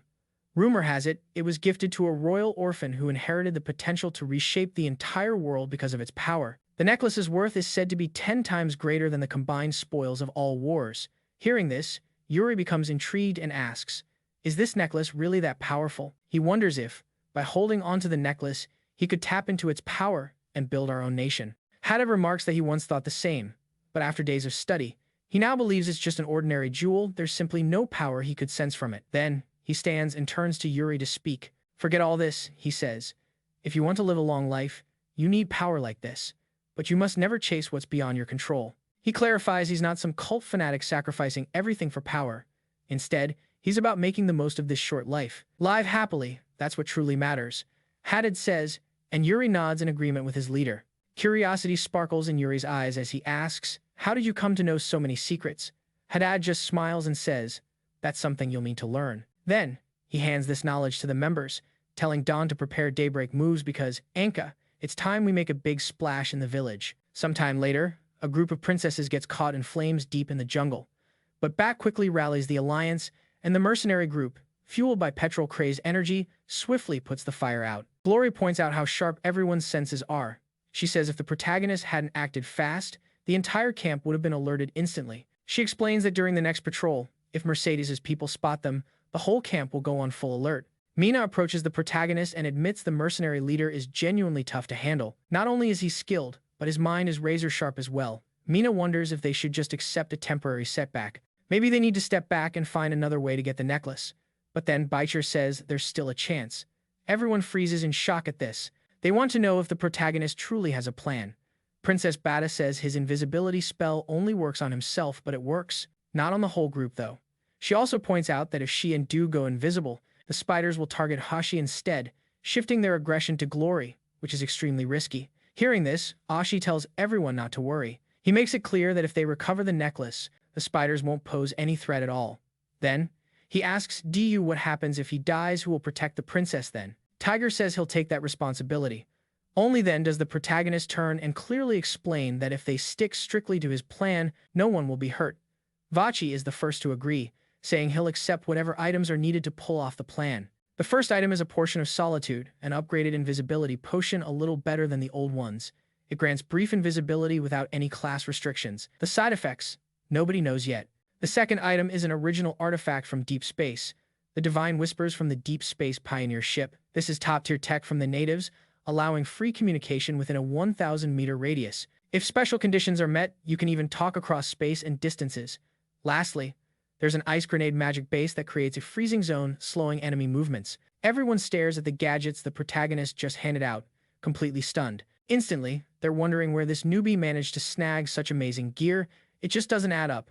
But Bai says it doesn't matter. All that counts is that with these tools, the plan can go off without a hitch. Mina's eyes widen with curiosity, suggesting that even the kings of the artifact nations probably couldn't pull off what the protagonist just did, because original deep space artifacts are incredibly rare and usually reserved only for royalty. It's the top honor for nobles and knights, and it comes with rewards for significant contributions. The princess explains that with the arrival of the Space Observers Academy, replicated items became popular, but their lesser functions only boosted the value of the originals even more.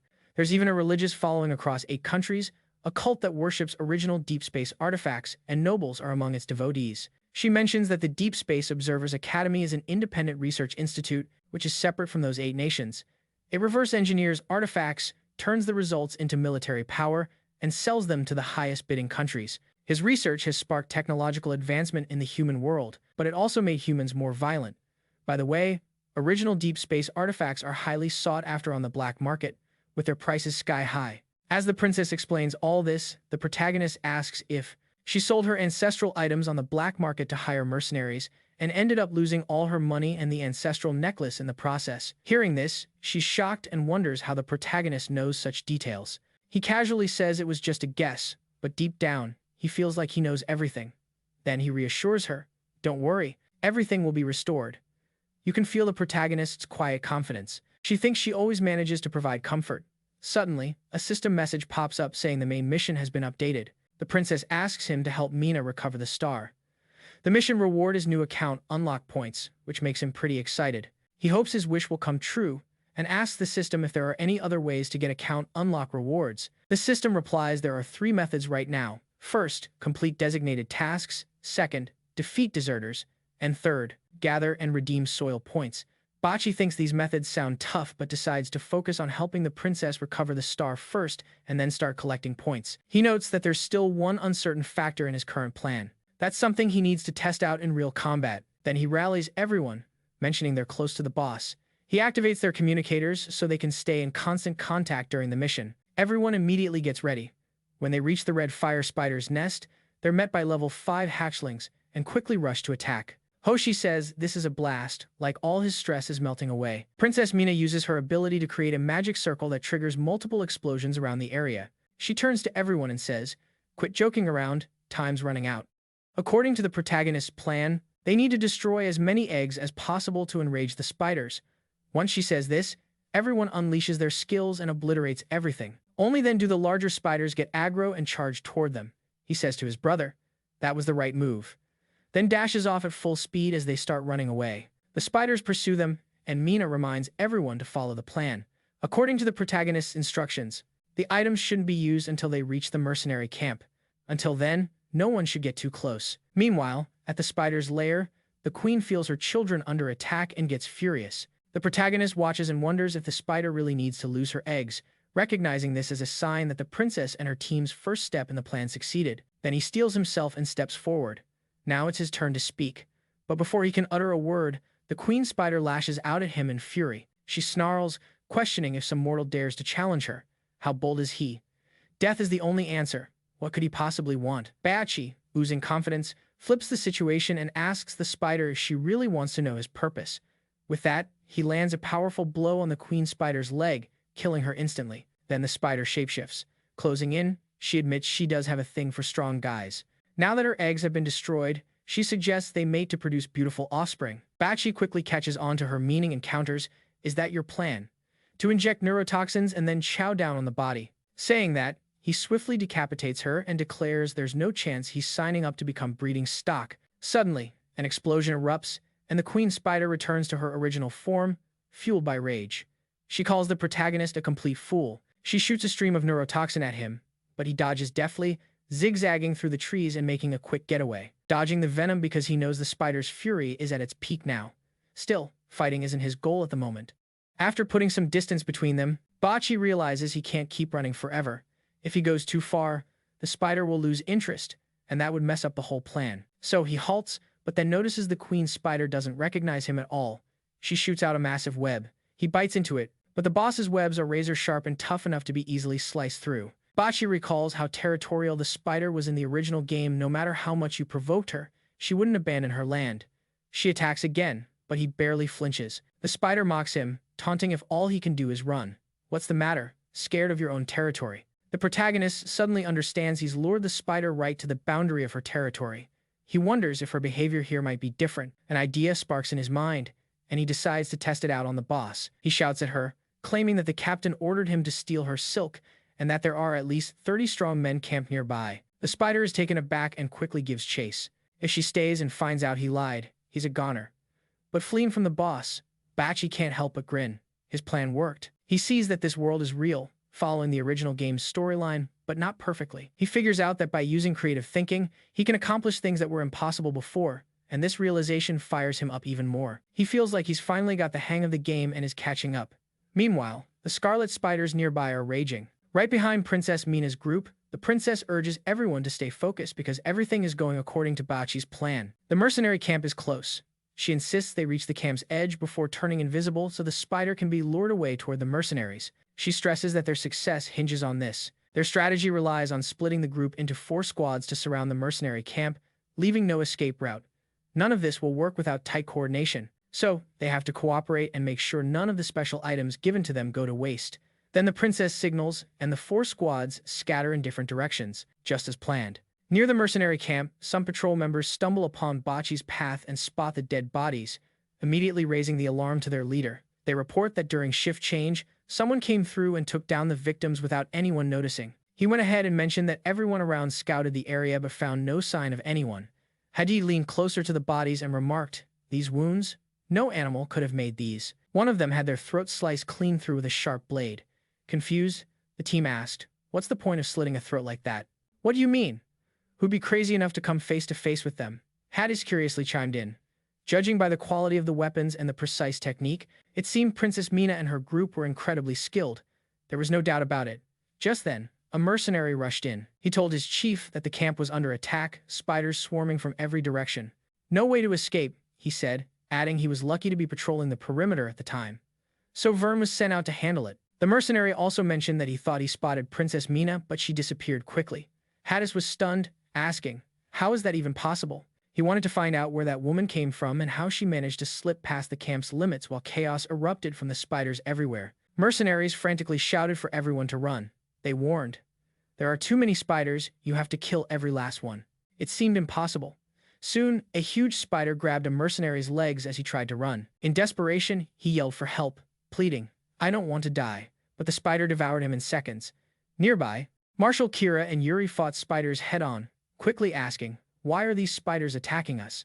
"Their nest is way over there," Kira added, curious about the location of their leader, since he won't stay alone for long. They wondered who could survive at this rate.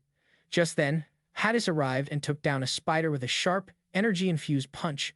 Everyone cheered when their leader showed up. "We've got to pay these debtors back," they said, planning a counterattack against the spiders. Hadis snapped, saying, "We've been blackmailed, these spiders were brought here on purpose. We weren't given a single chance." Then he ordered everyone, "Grab all the money and get out of here." R looked shocked and asked, "What about the other mercenaries? Are we just leaving them behind?" Hadis shot back with a fierce glare. "Those critical moments are exactly when you hold the line. As long as we have cash, we can hire new mercenaries." Then he headed to the tent to grab the money. But as he neared the Queen Spider's tent, the Scarlet Widow appeared. It was a level 30 monster. She obliterated everything, making the money vanish into thin air. Everyone freaked out as cash scattered everywhere. Queen Kushi remarked, "The protagonist was right. There really are some strong folks here." Immediately, she wrapped dead bodies in her web and began eating them. She also released toxins affecting a mercenary, but Hadis dodged the attack by leaping out of the way. The Queen Spider fired several venom jets, but the mercenary leader, using agility, managed to evade them. Seeing this, Scarlet Widow asked Hadis if he was the same leader a certain boy had mentioned. Hadis grew curious. He wanted to know who this boy was and if he might be the mastermind behind the attack. He also wondered if the boy was allied with Princess Mina. But he quickly brushed off that thought, imagining, if the princess knew about such a powerful guy, she'd have helped him. Someone suddenly grabbed his leg. It was Yuri, his health critically low and the Queen Spider immobilized by toxin. Yuri pleaded with his leader to save him, saying, "I don't want to die here." Without saying a word, Hadis grabbed Yuri's arm.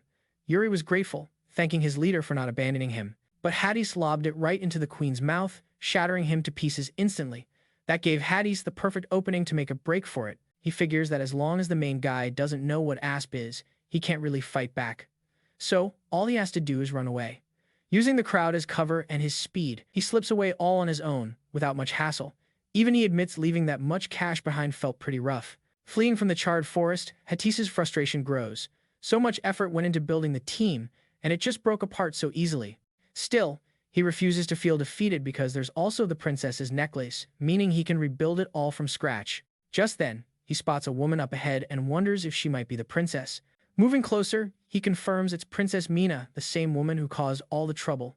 Seems she did manage to escape from the Cave of Lamentations. Without pausing to waste time, he lunges forward. He strikes but gets thrown off because it looks like she used a hologram with a slash that went right through it.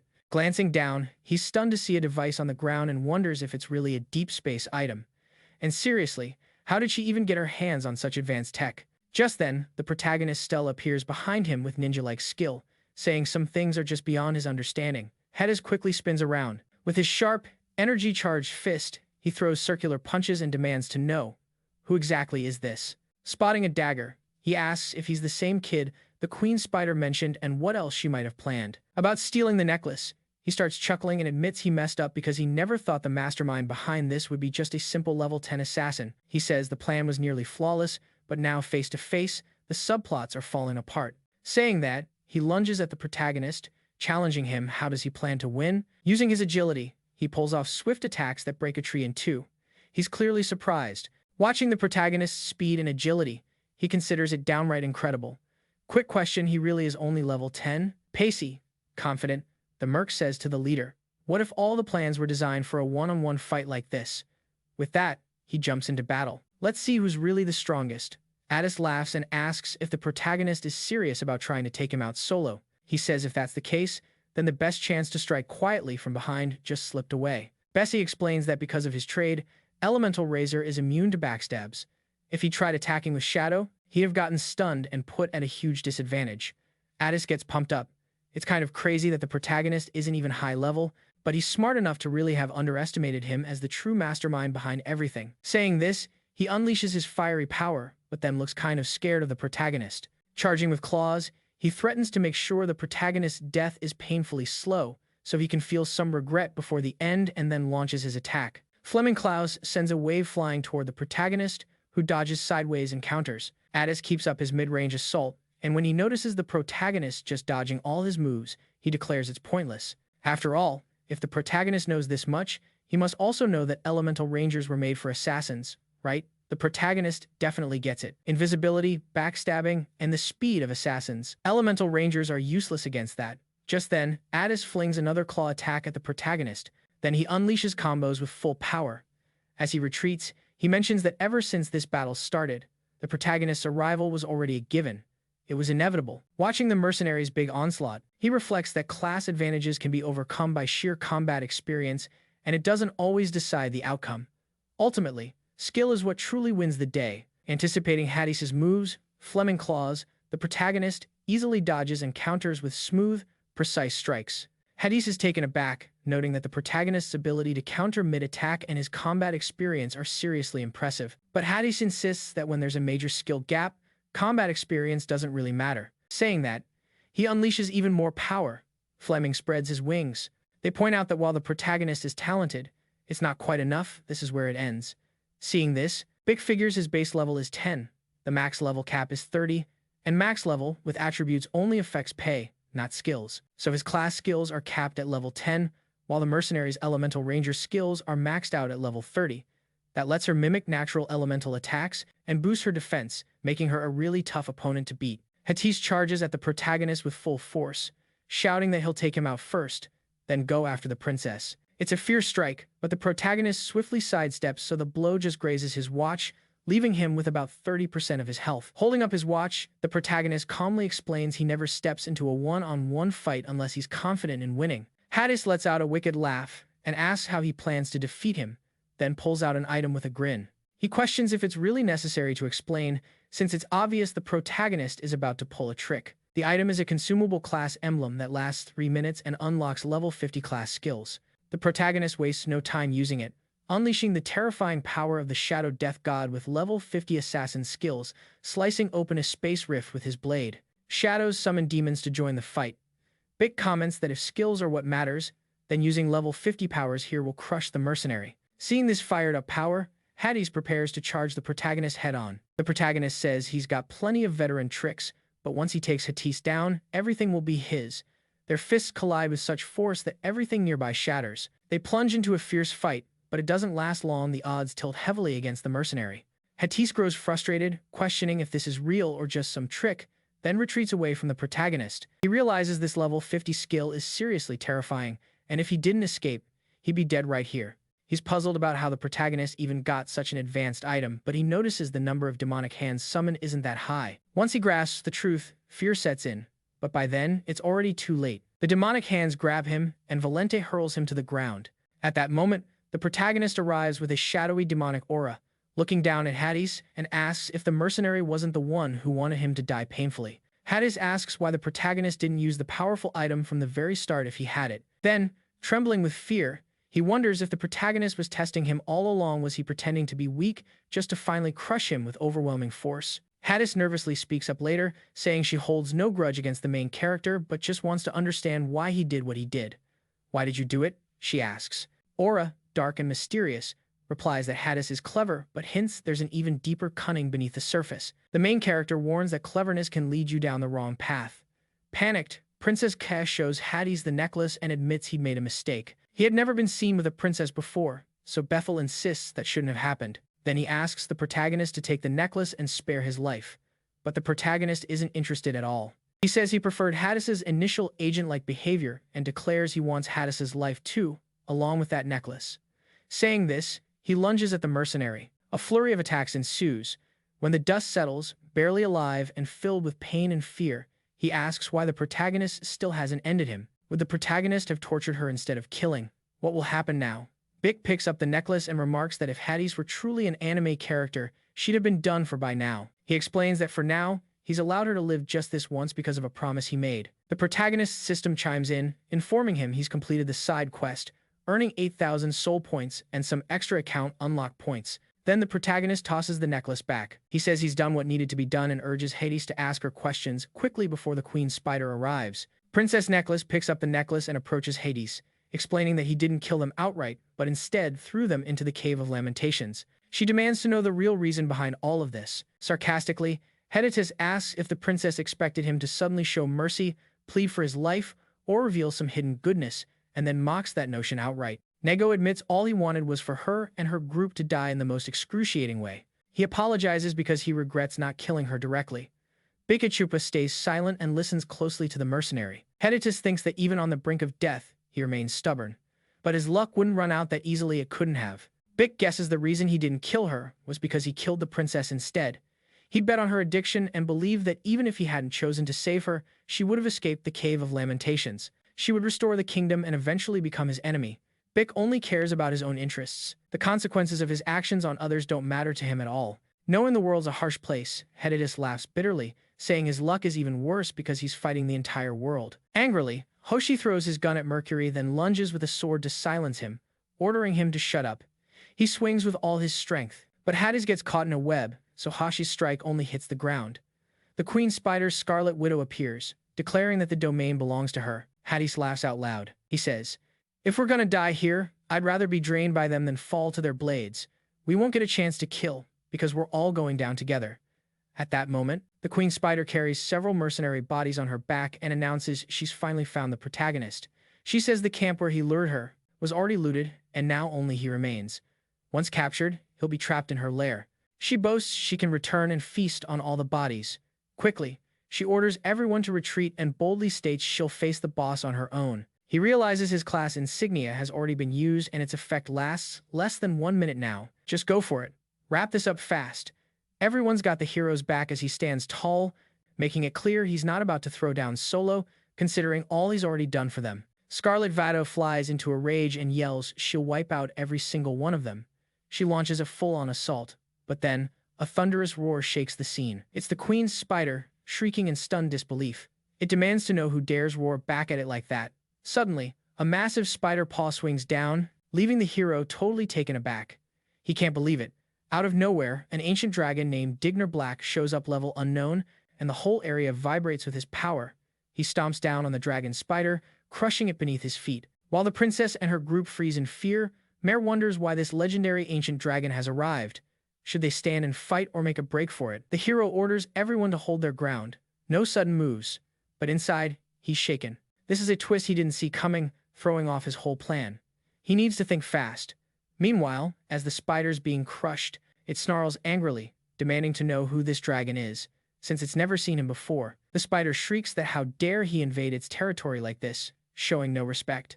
The dragon then drops the spider and swallows it without hesitation. The biker remembers seeing something similar in the game, how wild species recognition and levels depend on either isolating or ignoring racial differences. If conflict's inevitable, they just fight. But he calms down when he focuses on Black Digner and recalls more about the dragon. Noticing this, he becomes sure that Digner isn't just any black ancient dragon, but actually the guardian dragon. He recalls that there were originally 3 Diner dragons tied to the world's soil, this guardian dragon among them with a black dragon, a red female, and a blue female subdragon of legendary status. Ever since their world was torn apart at Soil City, Digner Black last appeared during the Fallen Stars incident in the initial battle. The biker recalls how, in the game, this dragon was hidden, maxed out as a boss multiple times. Facing him now feels like a one-way ticket to doom. Just as the dragon readies to strike, everyone's panic spikes, thinking it's all over.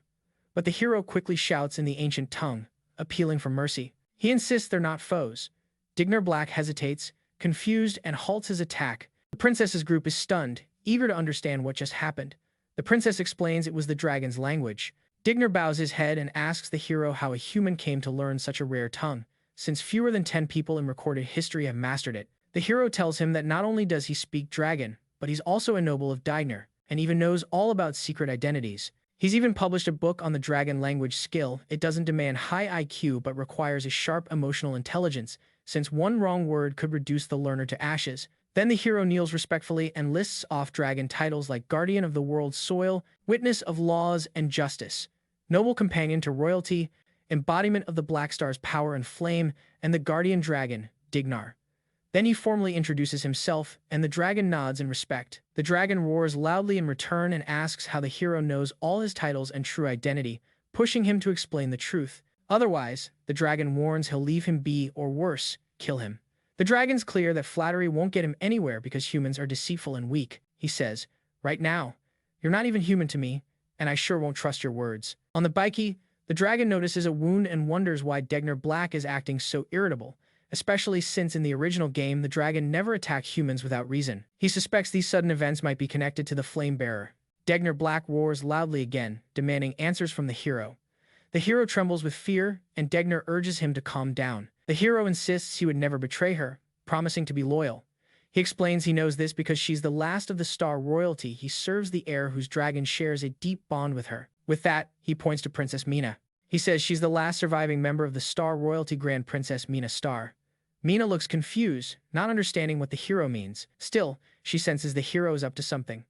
If he's hatching a plan, she's ready to follow his lead while keeping her confidence steady. Baiki adds that according to the Dragon and Star Royalty Pact, not only can he not harm Mina, but protecting her is his sworn duty. Degnar Black laughs and asks the hero if he's trying to threaten her. The hero says he's just a small player but explains that Mina is protected by the world's soul, the keeper of the world's balance, not just some human bodyguard. He also mentions that his contract with the Star Royalty is a one-time deal in his long life. He was nearby when the royalty ended, so the contract ended too. Then, without warning, he slams his paw down hard, shattering the entire field and whipping up a massive gust of wind.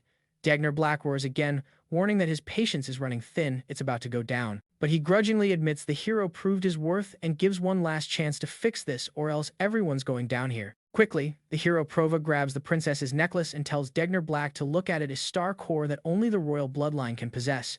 The dragon is still seething, ready to explode, and roars that this doesn't prove a thing. Saying this, he unleashes dragon breath toward the princess, but Baiki jumps in, attacking and dodging the blast. Degnar Black's attack is so powerful it destroys anything in its path. Fuming, Degnar yells at the black hero. He demands how an ordinary person dares to touch the Grand Star Core and insists that no matter who they are, they must pay with their life for this offense. Baiki says he's done talking, words are over, then an attack begins.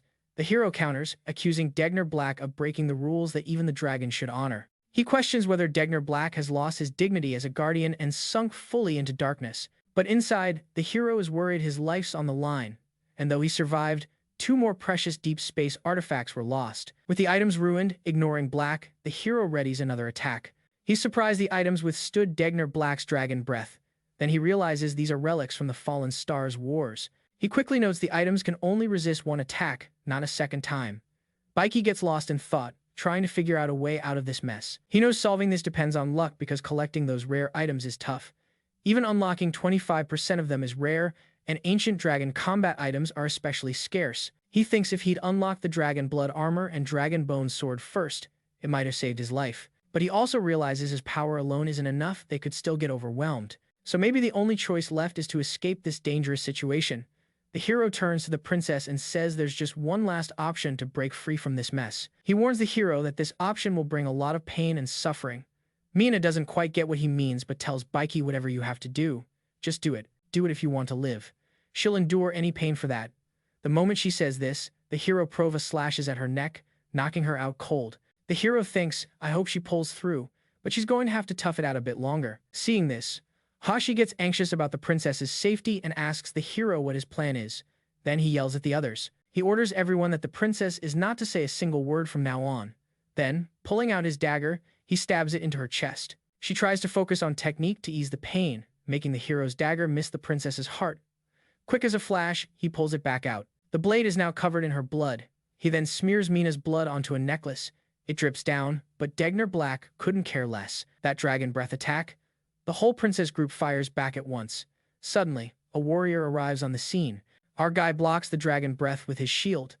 Degnar Black freezes, he recognizes this face and knows he'll never forget it. Watching the warrior closely, the dragon says this guy must be from the Star Kingdom, specifically King Mantulas Star himself. Curious, Degnar wonders how Mantulas could be alive since he died centuries ago. This has to be some kind of illusion, he says. Meanwhile, the princesses clutch Mina in their arms. The warrior says, whether it's an illusion or not, the truth will come out in battle. Hearing this, Degner Black gets furious, and once again, the dragon breath attack launches forward. He sneers that Prova's group are nothing but bugs. Then he unleashes his final breath. He claims this attack will turn everyone to ash. A massive explosion roars through the entire area. Degner Black boasts that his final breath can melt the toughest steel, and accuses his foes of using Mantilus's illusion against him. But then the dragon hears the hero yell, "Open your eyes. See if this is real or just an illusion." At that moment, a massive warrior steps out from the flames. The ancient king stomps the ground hard, easily extinguishing the dragon's fire. The dragon stares in disbelief, because it's clearly Mantilus's power, but he witnessed her death with his own eyes. He never imagined the Star Kingdom hid so much celestial power at its core.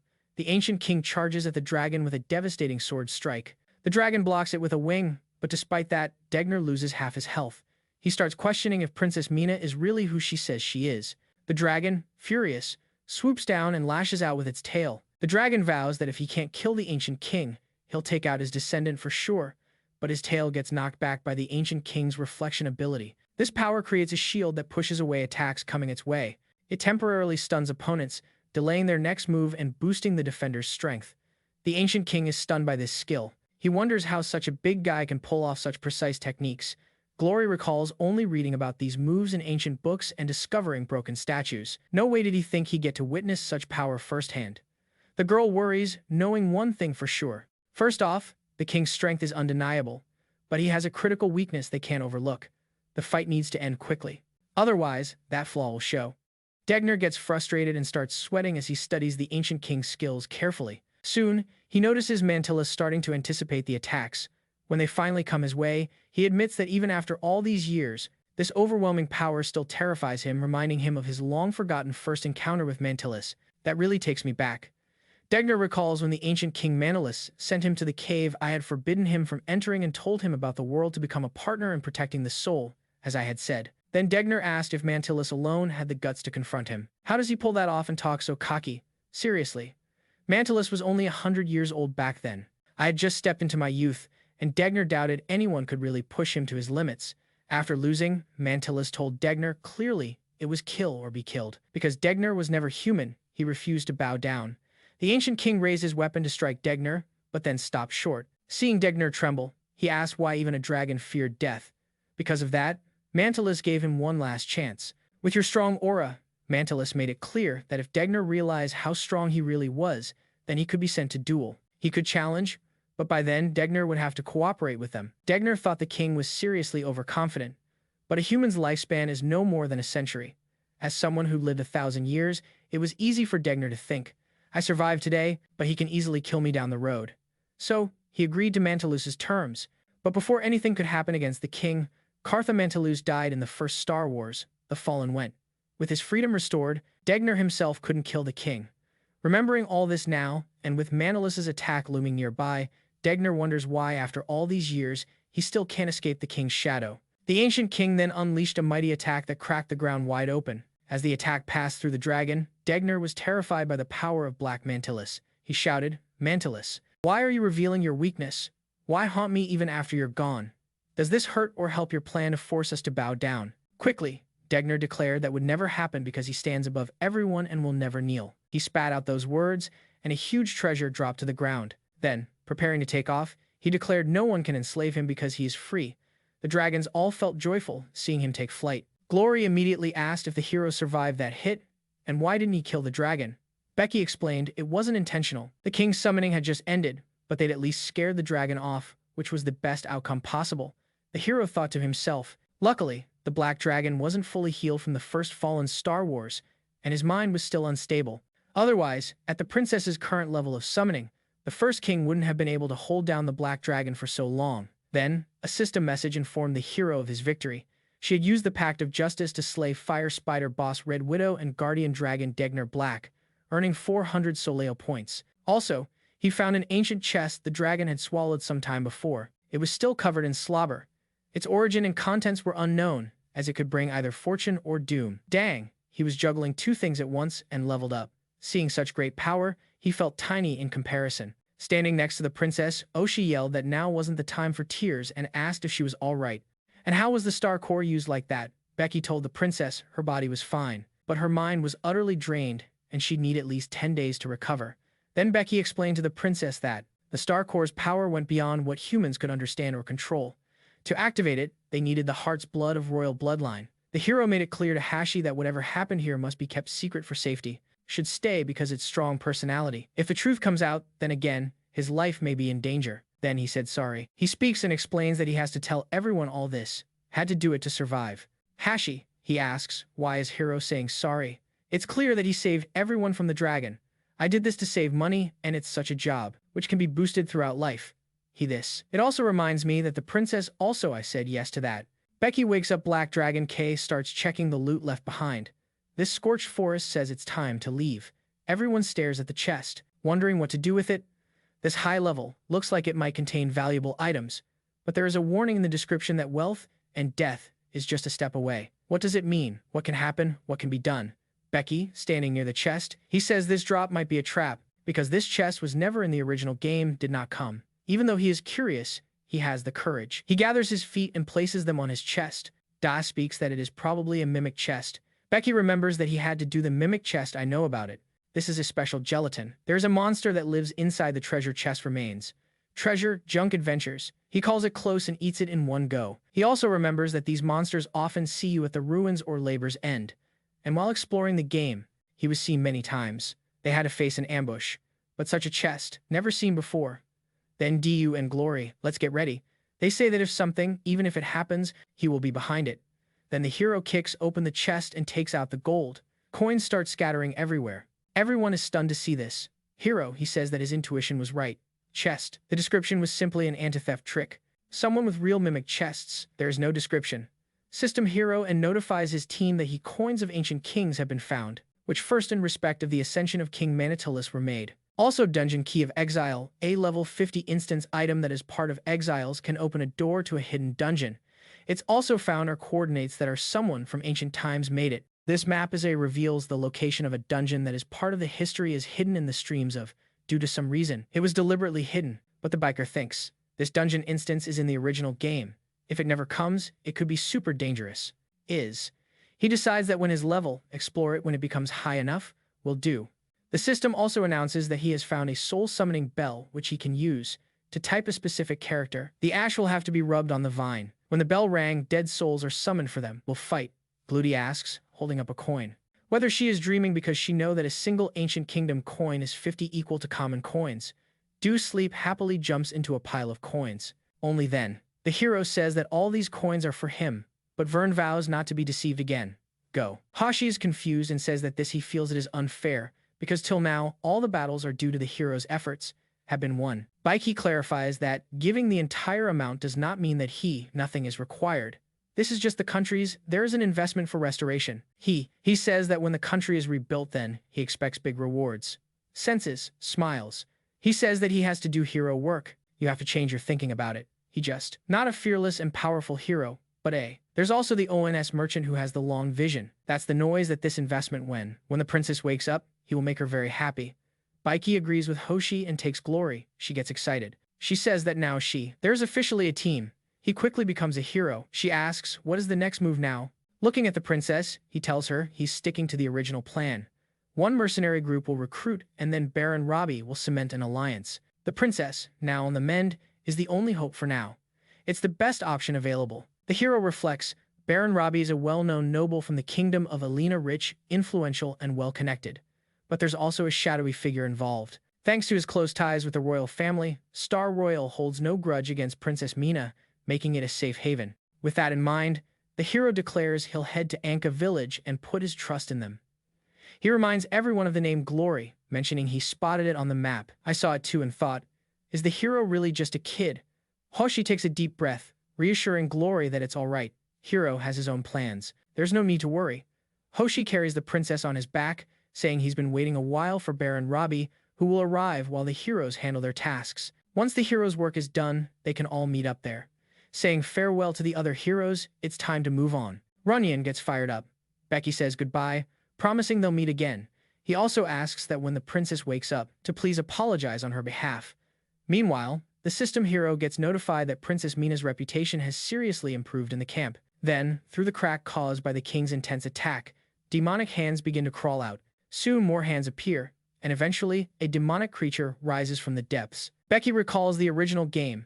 The first chapter had 3 maps, and completing all 3 at 100% would earn a special mission reward from the mayor. But now, he realizes the order of progress has been completely flipped. He knows that Throne of Souls is an open-world game where players can skip missions and even bypass the initial village progress. Still, the greatest player ever knows he can't leave any maps unexplored or missions unfinished. Since being reborn in this world, he hasn't had a moment's rest. He revisits everything that happened to understand and plan what's next. So, he decides to go to Anka Village. He thinks there's plenty to do, and it's the perfect spot. Even if it's a poor village, it's relatively safe and peaceful. The people are optimistic and hardworking, a rare place with genuine human spirit amidst the apocalypse. This is all thanks to Chief Ankavir of Anka Village, who keeps things well organized.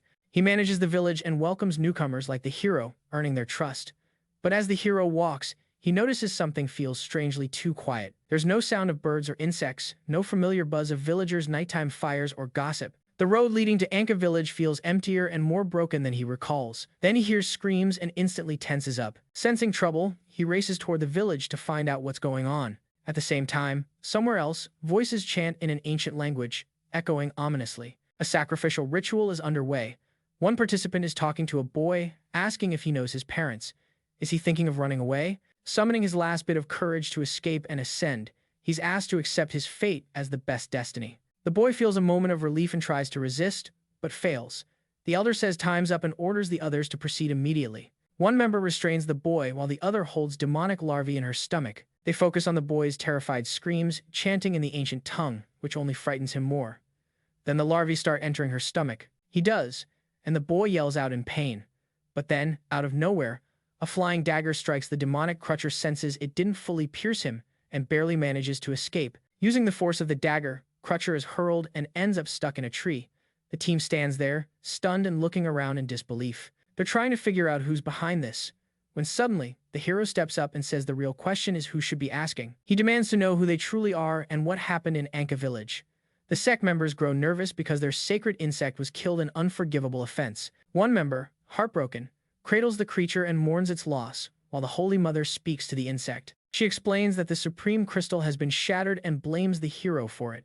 Hearing this, the hero's curiosity spikes. He wonders, who exactly is this Holy Mother insect? The name never came up in the game. Then he recalls there were similar species out there. But wait, wasn't the village supposed to be insect-free? Suddenly, the wooded tribe charges at the hero in fury. They shout that for such a crime, they'll kill him and offer his body to the Holy Mother insect to use its blessing. But the hero easily dodges their attacks and counters swiftly. He lands a quick strike to one's back and finishes him off without breaking a sweat. The hero notices the sect members have tattoos and tenses up. He realizes the nest must be nearby, much closer than it should be. If the nest got this close, maybe there's a renewer hiding somewhere in the village. The sect leader then pulls out an insect-shaped artifact, holding it up as he addresses the hero clearly. He warns that this battle isn't over. The Holy Mother insect begins to chant, and from it flows a dark energy spreading over the fallen bodies around the hero. The leader tries to calm the hero, saying he understands what's about to happen even if it's grim. As he speaks, something strange starts happening to the bodies of the sect members. The transformation begins. The hero covers his nose, overwhelmed by the foul stench. It's a mutation far worse than anything he's faced, twisting creatures to new dark forms. He recalls this dreadful process well. When sect members level up, they turn into tenfold insect mutants, monstrosities that bring destruction. Laughing, the sect leader holds the sacred artifact and tells the hero that stopping the ascension ritual comes at a deadly price, his own life. Then, a mutant uses its signature, a powdered neurotoxin. The hero blocks it with his cape, but he knows breathing in that powder will trigger intense hallucinations and rapidly tear him down physically and mentally. Suddenly, the hero's attacked from behind, senses alerting him just in time. The leader shouts for him to stop resisting, but a mutant punches through the hero's body. Yet, when the dust settles, only the hero's cape remains. Then out of nowhere, the hero drops down from above among the insectoid mutants. Ready to strike, he pauses to ask the leader who the real master is, but the mutants stay silent and launch their next attack. But the hero isn't fazed. His agility lets him dodge every move. Even as steam rises from his exertion, he swiftly cuts them down again. The man responsible for the ritual stands stunned as the hero questions why he saw 2 ascendants defeated so easily. Ike, a fierce Varn, gives him a cold glare, warning he might want to hold back and demands to know who taught the secrets of ascension. The old man panics and tries to flee, shouting that he has something to say, but not here. Bike's voice turns icy as he remarks that even with Sento's backing, this old man with the mind of a Norwest shooter was meaningless and now utterly useless. Without hesitation, he throws a dagger that sinks deep into the old man's head. At that moment, the system notifies the hero to perform a 180-degree reconstruction, awarding him points and an exotic 9 insect summoning item. When its tail vibrates and it makes a sound, it burrows inside living creatures, revealing those pesky parasites. Everyone else gets curious about this object and wonders if there's a mastermind behind it. Why would someone risk so much, especially bringing Centiplik to a tiny village like Anka? What's the motive here? What could possibly happen? What's the plan? The hero figures out that the mysterious space parasite centipod is probably an alien species hatched from parasite eggs transported by a spaceship on an exploratory mission. After the ship crashed, the eggs spilled out and mixed with local species, sparking a disastrous and uncontrollable genetic mutation. Centifolic plants, insects, animals, even humans get parasitized. There are 3 possible outcomes once someone gets infected. First, if the parasite fails, the host dies right away. Second, a rare, stable symbiosis that's very hard to achieve. And third, the scariest one, a mutant symbiosis. In this case, the latent centipodal parasite inside the host activates, triggering wild mutations. It boosts the host's strength and smarts.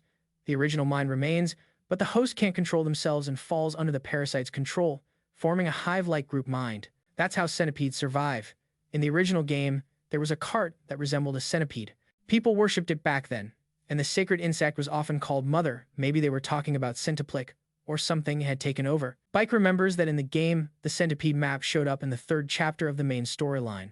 Among the rune makers, there's no other solid explanation for the mutation. Then the hero heads to Dina, who immediately begs Bike not to come any closer. She pleads for her life and says she didn't agree to this ascension process. Bike recalls Dina from Novus Village. She was that cheerful and hopeful NPC who always guided players. The hero felt truly happy and proud to see her. After the hero finished the mission solo, Dinah started training hard, saying she wanted to be strong like the hero. The hero finds her sitting quietly at the maid's altar, curious about what she's been through to end up like this. He reassures Dina that he won't hurt her, but it's important to find out who's really behind this. In a shaken voice, Dinah says it's the village chief's doing. She says the chief has gone mad, turning into a monster who kills and drags away anyone who won't obey. Those who resisted got locked in a dungeon to die, and that includes Dina's mother, who's trapped there right now. Dina says she ran to beg for help, but in the middle of nowhere, there was no one to turn to. If this keeps up, Dina's mother will be forced into Ascension 2 and become a monster. Saying this, she runs off to save her mom. There's no way she's letting her mom turn into a monster no matter what. The hero quickly finishes the intermediate marking task, uses a consumable item, and sets a tracking point that lasts up to 1 hour. With bloodshot eyes, Bike is furious. He can't believe that the village chief, once kind and dedicated to his people, would conspire against them like this. He reminds himself that appearances can be deceiving the situation, calls for careful investigation to find the real culprit. Only then does the system alert the hero of a new main mission. The mission is to resolve the weird happenings in Anka village, cleanse the area, and restore it to its former state. The reward?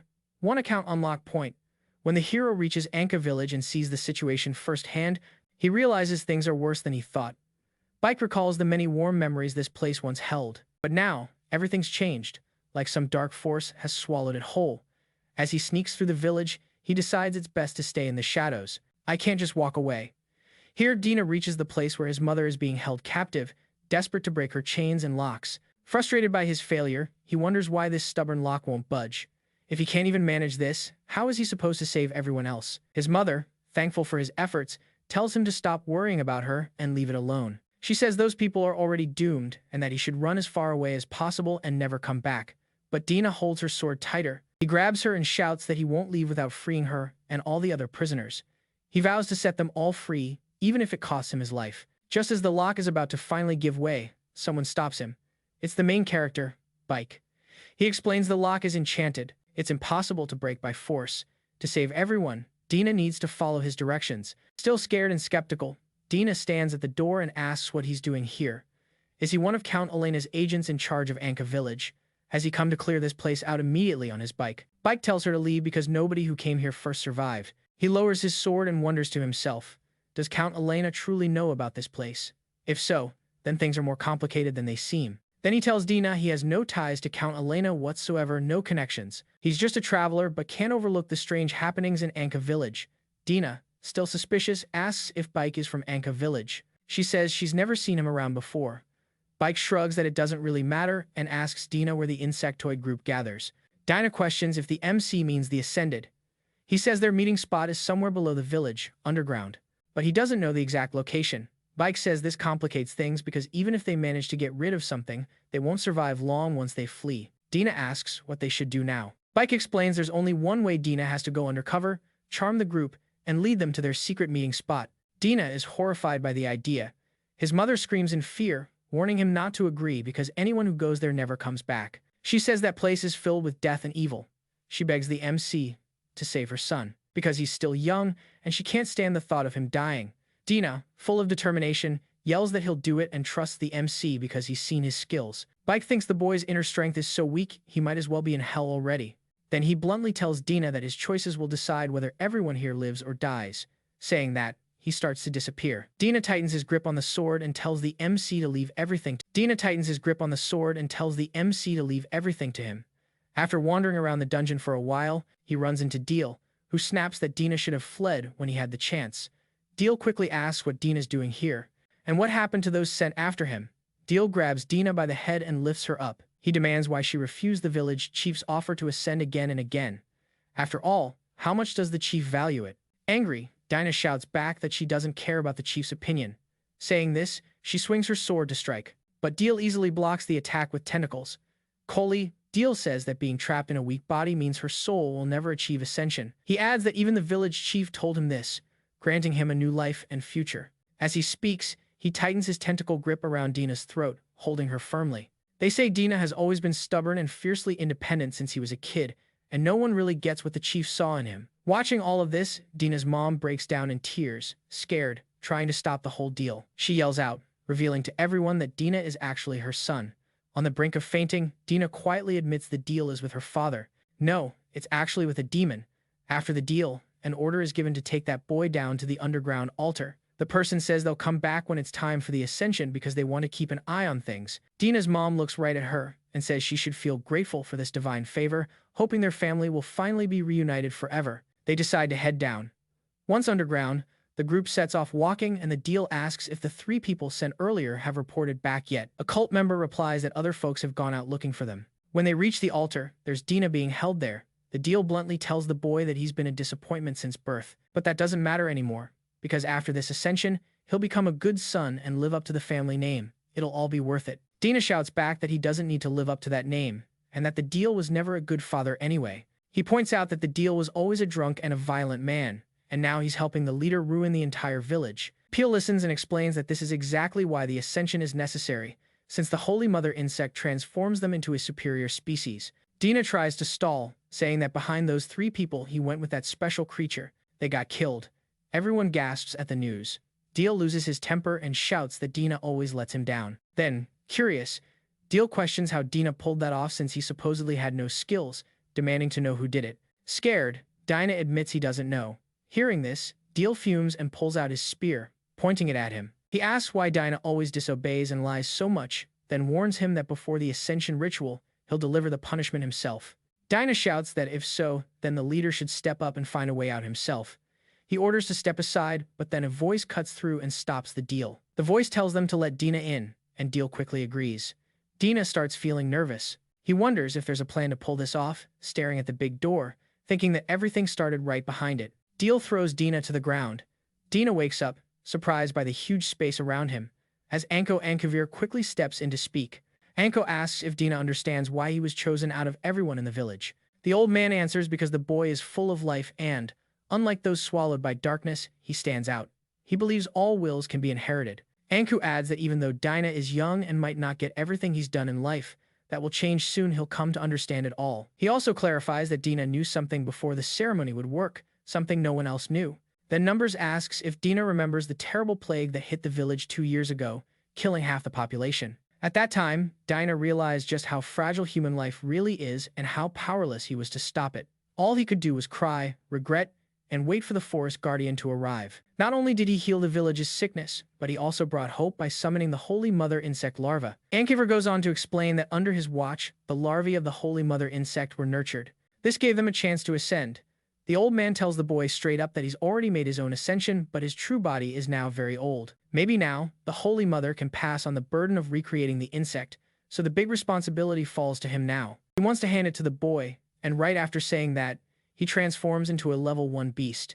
Denna screams in terror, thinking he's about to attack her. The village leader quickly reassures the boy, telling him not to be afraid and that this monstrous form is just an act. The old man explains that when Denna is attacked by this insect creature, he will ascend through the collective consciousness and join something greater. It's a great honor and responsibility. He'll experience things beyond his imagination, and the village's future will depend on him. Dina grabs a rock and lashes out at the insect, shouting to the elder that he refuses this destiny. Ankever, fuming with rage, demands to know what the boy is planning. He accuses the boy of throwing away everything he devoted to the sacred queen, claiming he left her without mercy. Denna runs off, shouting in defiance. Ankever asks who this newcomer is bringing dirty, evil intentions. He says people like this are the reason the village has no future.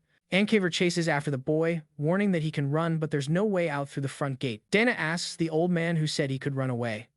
The boy comes to a halt. The old man locks the gate with a grin, saying no one can get inside right now.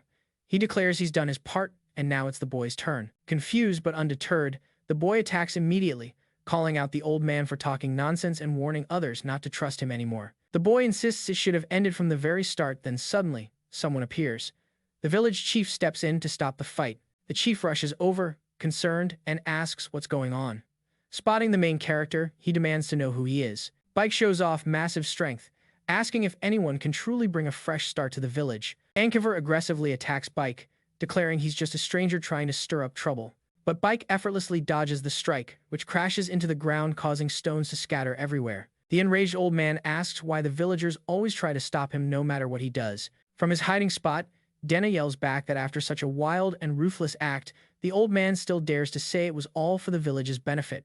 He challenges if this is really the future the old man envisions. Does he want everyone in the village to turn into monsters? Ankever lands a heavy blow on the boy, lecturing him that weaklings will never understand the power and purpose of the insects and that their chosen path is the only right one for the village. There is a future. The old man tells the main character that just attacking won't change anything. Even if the boy is stronger than ordinary humans, it won't make a difference. He then uses his bone-destroying poison ability. He warns that the poison will spread rapidly within this enclosed space. Denna and Bike quickly cover their noses to avoid inhaling the poison. But the main character knows this poison only works within cemeteries, no matter how powerful the village chief is here. Still, this poison can paralyze and even kill. It's no joke, the main character shouts. He urges them to stop fighting, pointing out there are other invaders nearby. Then, without hesitation, he leaps forward and attacks the village chief. The main character tells him to wait. He plans to cut open the chief's belly and pull out the larvae to make a cradle, but the chief blocks his strike. The old man is shocked, wondering how Bike is even still able to move. The main character tells the old man the poison is seriously dangerous, but wearing his purification mask filters out the toxin from the air. The main character tells the Bake leader straight up that his poison doesn't work anymore. Mission accepted. The MC also realizes that unlocking the path to plague farming was a crucial first step. Without that, he wouldn't have made it through this level. He even gave Denna a mask. Turns out, she's the one who really enjoys wearing it. The earlier nervous energy has completely vanished. Seriously impressive. After that, Bai dives into battle with the chief, fired up and ready to go. While fighting, the MC thinks the old guy has totally lost his mind. Who he once was is gone for good. Then everything stops when some folks throw him to the ground. Ankever spots him lying there and orders, take him to the village and get him some food. He explains that a stranger started showing up around here, so letting him die isn't an option. The villagers worry about food supplies, saying there's no extras to share with the MC. But the old man insists, take my share, it's no big deal. The next day, when the MC recovers, he shows up carrying a basket packed with wild boars. Ankever's thrilled and says bringing Bike to the village was spot on. His hard work is going to boost everyone's confidence and energy around here. Then they climb to the top of a mountain to sit and look over the whole village. Old Bike says his family's been protecting this place for generations, but now his body's too frail. He can't handle the responsibility anymore. With that, he asks the MC if he can keep protecting the village, but Bike has to step down, and the old man tells him not to take his words to heart. A real man has to look beyond this small world. Something bigger has to be found. He adds that the world outside is massive, and the MC has the power to soar. His only hope is that when MC moves on, he remembers this little village now and then. Thinking about all this, he lets out a loud shout to his brother, the old man, shocking himself with how much he cares. Out of respect, the only thing he can do is pass on a final message, then take Anka along on a journey. He starts shouting with determination. He says straight up he can't die because if he does, he'll protect the village. Then he collapses to the ground, exhausted. His health plummets, he shivers uncontrollably, and keeps whispering, "I don't want to die." The MC steps in and tells the old man to hush. He says he's done all he can for the village, it's time to finally rest. Gripping the boy's leg, he pleads, "Don't be so stubborn. You really don't understand the old man." The old man taps into his power and shows the MC memories from long ago. They both react as the past comes alive before their eyes. There's the first meeting between the old man and MC, bringing food to Bai's village, and finally, the farewell with the village chief. Then we see a master ask the old man, "Are you scared?" He replies that most of his relatives and the villagers have died from the plague, leaving him with no fear. Only the Holy Mother Insect's fate ties the old man and village together. Lying down at the altar, Anka thinks that even though he hasn't fully trusted Reverend's words, this is his last resort. He's ready to risk everything, even his life. If any mutation happens with the transformation, no hesitation, he'll give up his life in a heartbeat. After a while, the old man starts writhing in severe pain from mastitis. The man chuckles and says that at the beginning of ascension, the pain hits hard. But if he pushes through, he'll experience a joy and strength he's never known before.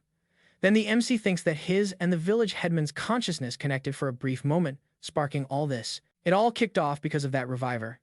Anka was sneaking around, explaining that their fates were closely intertwined, and now it's a shame the world has completely changed. He clutches his stomach and says that if he tries to explain their shared past, nothing can change the village's future, so everything feels pointless. Then, pulling out a crystal from the sacred insect embedded in his body, he tosses the MC aside. He tells her he once handed the village over to him.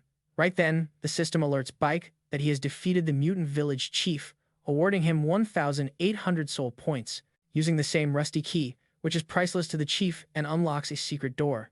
Next up is the sacred insect crystal, a worm living inside the human body that evolves into a crystal, but its purpose? Still a mystery. Finally, there's the village headman's ashes, where his bitterness has solidified after death. Bike picks up the crystal, thinking he doesn't deserve this burden since he's just a regular villager who can only promise the people's safety. The mutant insects are long gone, and maybe there's no future left for anyone from the original village. Right then, the MC and he consider that maybe his consciousness needs to reconnect somehow. She tries, and soon he begins exploring an underground cave. The deeper he goes, the more he's drawn into the consciousness cave. Bike grumbles, wondering how such a massive cave could exist beneath the village. Within moments, he stands before the world's soil fragment. He asks how such a huge piece of the world's soil can be hidden right under the village. Then he spots the master who was inside Ankor's consciousness and quickly asks the MC if old Anka is really dead. How could Bike have kept this secret? The master tells the boy, "Looks like you're not just any ordinary guy." The master invites the MC to come find him, promising he'll wait. If the boy can be saved from death, there's nothing to fear. Bike comes back to his senses, shocked and wondering why the master said he'd wait for her. He's not about to be left behind, but with his consciousness blurred by visions of the masked man, how will he find the fragment if the location isn't shown? When the villagers learn that the chief is dead, they shout and demand the bell be rung so everyone can gather and search for Kalpet. The bell rings immediately, and its sound waves ripple throughout Anka, echoing across the village. Nearby, a woman hears the bell and complains about the noise, noting that someone's clearly already come to the village first. But she shrugs it off, saying it doesn't matter if he arrived first or later, they're already on the hunt. Then she orders that the church's commands be followed. After they defeat everyone in Anka village, no one is allowed to survive or escape. These women act under the nuns' daily orders. Approaching the village, Nanza's leader spots some guards. The guards shout that there's an intruder entering without permission and warn he'll face punishment. The other nuns move quickly into action. As their leader, she declares no interest in bugs as the wind picks up. Then she wonders aloud if that's why all the people sent by the Vatican never returned. They didn't come back. The nuns swiftly draw their swords. She bites down and turns the man into a worm, taking down enemies one by one. Here comes the second group of nuns, attacking with firearms and magical circles to bring down the next wave of foes. The transformed human leader lunges at the nun leader, saying their power is nothing like the earlier attackers, completely different. That's why he's fearless. The nun quickly draws her Hylish chest and asks if these people won't back down. Then, with incredible strength, she easily defeats her opponent. She finishes by saying these adversaries aren't just reckless, fearless ants, they've got something hidden inside the village that no one else knows about. He starts to wonder why the church puts so much emphasis on this village. What's the big deal? And is there some hidden reason behind it? It's a mystery. His curiosity is totally sparked. Here, the main character begins to piece together what's really going on in the village. He starts to get a clearer picture. The village headman's family has been guarding this place for generations. But honestly, beneath the village lies more than just soil. They've been protecting a fragment of the world's soul. However, they never fully understood its true nature. They just kept it a secret without realizing how powerful it really was or how to tap into it. Bike sits deep in thought, feeling troubled because he knows the guy with the ribbon is onto it. Not only did he figure out the exact location of the fragment, but he also discovered how the fragment's power can be used deeply, manipulating space to strengthen the village and confuse outsiders. The system explains that each person with a different ribbon holds unique secrets and abilities linked to their ribbon, and the world's soul fragment shouldn't be handed out to just anyone. The main character explains that the world's soul fragment is one of the top 3 supreme treasures of the world, with incomprehensibly immense power unmatched by anything else. It's also mentioned that the other large fragments, which broke apart into 8 pieces, ended up forming the foundations of various nations. Even the smaller, corrupted fragments trapped inside ice crystals are incredibly valuable. Pure fragments are just as precious as corrupted ones. The fragment buried beneath this village is probably the second largest, only the 8-nation fragments are bigger. Even though it's a bit polluted, it's still powerful enough to found a city-state of significant size. According to the game's setup, this world is real. Bike understands that if he wants to become king, he can't do it alone. He's got to get this fragment at all costs. He must make it happen. Denna gets excited and shouts that he's amazing. And finally, the village chief has been defeated. Once upon a time, the village was saved. But Bike snaps out of it and quickly explains that even though the chief is down, those transformed can't be returned to normal. Leaving them like this would only cause trouble for innocent people, so everyone needs to defeat them. He tells Denna that her father is involved too. Denna gets angry and asks, since the main culprit is already taken care of, why fight everyone else? Bike openly says the world is harsh, and if no one has the power to change things, you just have to play along. Denna is still upset because her mother always taught her that only by holding on to humanity does life get easier in this world. He also says those people are human, they're not monsters. And he won't give up his humanity either, despite his father's wrongdoings. After all, his father is still the one who gave him life. Just then, Denna's father bangs on the door, yelling that all of this happened because his son consorted with outsiders, and together they killed the village chief. He demands they open the door, saying this is their only way out escape. Dill also tells Denna flat out that since he's her mother, he'll finish this himself. Denna's mother screams, urging him to run and not to worry. The boy stands there, feeling sad and speechless. Denna lowers her head and laughs bitterly, talking about how foolish she was to still hold on to hope from her father. But soon, she regains her confidence. She yells at the MC to let her deliver the final blow and kill her father. She dedicates herself to this mission, wanting to repay this favor with her life. Bike thinks back to the first game, where this guy was just a programmed NPC, but now he's a real person full of humanity. Usually, holding on to humanity means holding on to weaknesses, but this kid is anything but weak. Denna opens the big door, and as everyone steps inside, he quickly blurts out, "Don't harm his mom." Meanwhile, nervous Denna's mother yells out again. He tells her not to worry about herself and takes off running. Go, his heart urges, wanting to rush to the boy, but he has no room to move. If they do anything reckless, he'll end up killing his own mother. Denna shouts out in fury. He demands they leave his mother unharmed, then turns to his father, asking why he seems so cold toward her. His dad listens and bluntly explains that emotions are just a hassle for humans. Since his ascension, he shed those old attachments. Maybe now he's finally let them go for good. But first, they have to return what he took from the village elder, then pretend they never knew anything about it. Bayeke gets curious, thinking if Dill knows about the key, he'd probably know how to use it too, so it's smarter to play along with his plan.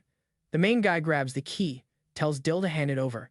Dill agrees but insists Denna's mom must leave first. Dill immediately agrees to this deal, takes the key, throws it aside, and right at that moment, Dill heads towards the woman. Dill lights up the second he sees her. He asks, "Is that old guy ever going to pay for what he did?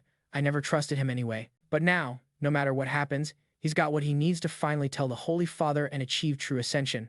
The heart turns, saying feelings, too, are left behind. And with that, breaking promises becomes easy. He forgets what he once held dear. He warns that sometimes it's best not to trust anyone so quickly. Saying that, he calls over his lackeys, orders them to rough the boy up. Meanwhile, Bayeke grins as his sharp power begins to drain away. Then he asks if Dill is for real. If he gives it away so easily, can't he just as easily take it back? Then he unleashes his skill, Suffering Piercer, effortlessly defeating all his opponents. Dill's left stunned, wondering who this powerful guy is. This village is way different from those attackers. Dill doesn't waste time. He bolts, dragging his men with him, shouting orders to stop the main guy. No matter how strong one boy is, he's only one person, he states. We've got numbers on our side. But just as Dill flees, a man suddenly comes running by his side. Varn rushes in, announcing the village is under attack, and everyone's been overwhelmed. He shouts, "It's the Rose Sisters." Before he gets smacked on the head, he's easily taken down. The Heart steps up, worried, thinking maybe the Alina Principality sent the Rose Sisters attack squad. Right now, the Sisters unit arrives, led by Lara, the Thieves squad leader. She says, "It's amusing that the farmers in this backward corner of the world know my name, and they actually dared attempt something this bold." Saying that, she casually introduces herself. "I'm Leora of the Thieves." As leader of the Order of the Rose Sisters, she pulls something from his sight, then seals the deal without wasting a beat. Dissa moves in and heads for Baek, remarking that she seems different, somehow not like the others. Leora smiles, and now Baek senses that something about the village's secret slipped past him, connecting them somehow. He stays silent, yet his mind races, knowing he's in deep trouble. The Rose Sisters executed their plan perfectly, leaving no cracks. He wonders if these people have come looking for the fragment of the world's soul. This is going to be way tougher than he anticipated. Baeki recalls that the Order of the Rose Sisters, loyal to the Alina Principality, is part of the Crimean Vatican. They're a fierce, dedicated military enforcement group with beautiful women who stand taller than most. But the physical standards are just the starting point. A powerful and dedicated military force, including the tall and stunning girls, is carefully selected. But he knows this only meets the surface requirements, just the very first hurdle. Every chosen girl must drink a special hallucinogenic potion, known as the Liquid of Riv. This elixir tests both their spiritual and physical limits in extreme ways. Only those who survive the near-death experience are officially inducted into the Order of the Rose Nuns, where even tougher training awaits. That's what the MC finds out. A standard nun is a fierce opponent. With his current skills and level, our MC might manage a one-on-one fight. But against 5 nuns at once, he isn't confident he'll come out on top. He'll need a plan. Leora notices his unease and asks if he's scared. She tells him there's no reason to be afraid since he seems really strong. Bike chuckles and says he would never limit himself when countering their abilities because he has to face nuns every day. His reputation and exceptional skills are well known to everyone. Then he says he's just thankful everything's okay. He arrived right on time, destroyed the mutant heretics, and saved the village. Leora laughs, admitting she didn't expect him to get so much praise. She says she enjoys hearing that, but makes it clear she wants to understand one thing: he isn't here to save anyone. Instead, he's here to wipe out everyone and everything in the village. Dina gets angry when she hears this. She shouts that innocent people have nothing to do with the village leader's actions.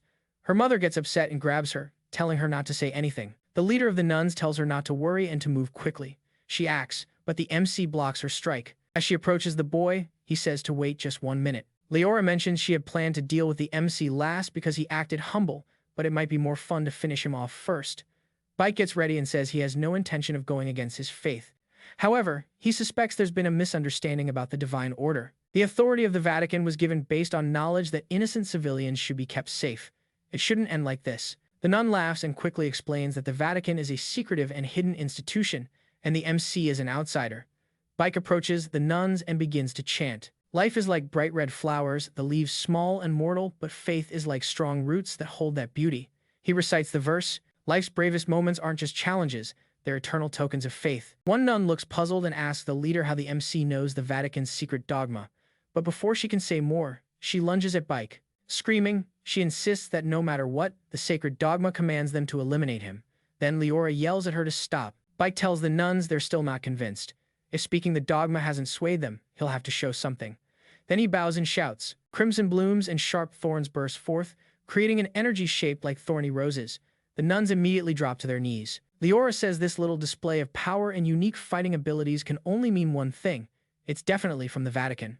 With the highest level of respect, Leora, seeing the strike, wants to know how the MC got his hands on such a high-level artifact. The captain also has the Crimson Rose emblem, used by the Vatican, which separates the emblem into distinct layers by color. The crimson color stands for the highest rank, granting prestige and power equal to that of the Pope himself. Bike confidently points a finger and says he wanted to speak like a regular person.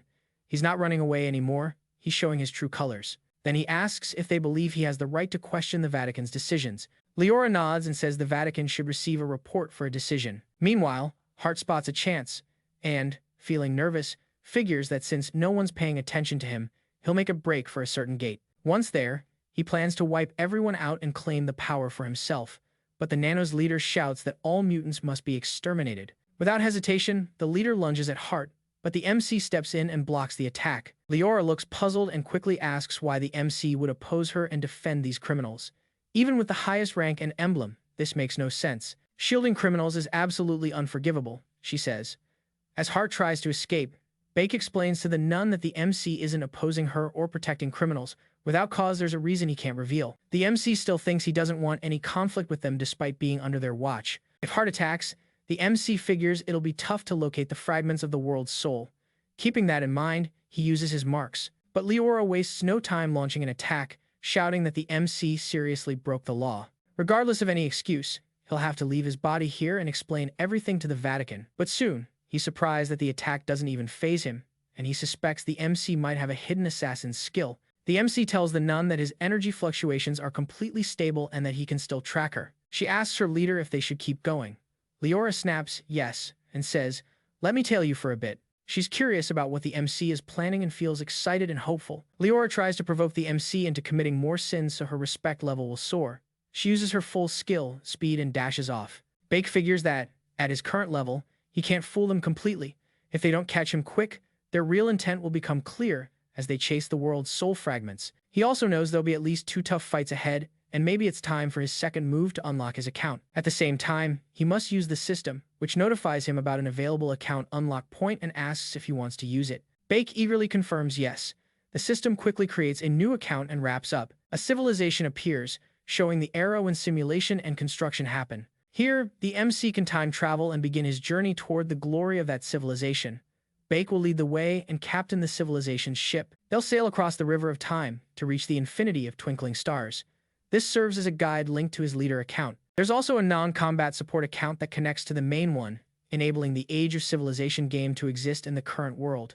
The MC thinks this new game account will allow him to head to the abandoned village of Anka, where he can build a major city that will secure his future ranks. He realizes that this ability will become crucial during the mid to late stages of the game, but for now, it won't do much for the village's urgent crisis. So he refocuses his thoughts, considering that 25% of the game's play and accessory resources are unlocked. That means there are definitely some rules and abilities within that could help him grow stronger, and he figures he needs to find them. Just then, Bake is startled to discover the dill he planted with his marking is now stuck in one place, paused.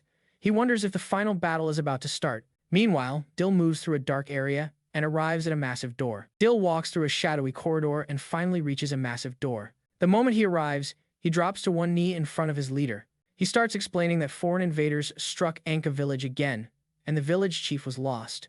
But he managed to steal the key of truth with great effort and asks his leader to eliminate the invaders. He demands power. The leader has captured a dangerous creature and tells Dill that his actions have shown true loyalty. He has proof of Dill's dedication, so he offers him the highest, most supreme power. Saying this, he merges the creature into Dill's body and tells him to fulfill his promise. The transformation is about to begin right now. Dill shouts out, feeling a surge of power filling his body, ready to carry out his vow to punishing the invaders. He's about to become the full Holy Punisher Genomorph. Meanwhile, outside the leader's chamber on the 40th floor, the temple guardians are furious. They wonder how the chief, without a name or rank, could hand over such power to a guy like Dill. One guardian draws his sword and tells the others to finish the deal and strip Dill of his seeing power.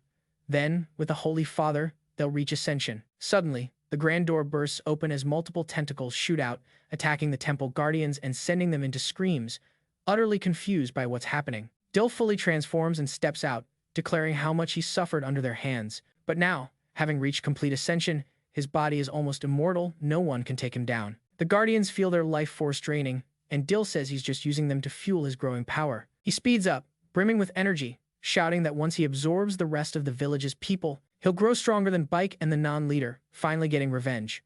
Right at that moment, MC steps forward and says, "Don't worry, I'm here." Genomorph is startled and asks how the MC found him there, but quickly shrugs it off and attacks Bike with his tentacles. He's clear that even if the deal with nuns is tricky, it's just a level 1 challenge. A 10-year-old could handle it easily. But MC counters with jump attacks, striking back at the tentacles. Dill asks if MC really thinks it's going to be that easy. Dill's anger rises as MC lunges at him, wondering if it's just luck. After complete ascension, Dill's level is way higher now, and then Bike launches an attack. But Bike Scarlet uses a burn power that quickly spreads, affecting Jinama's entire body.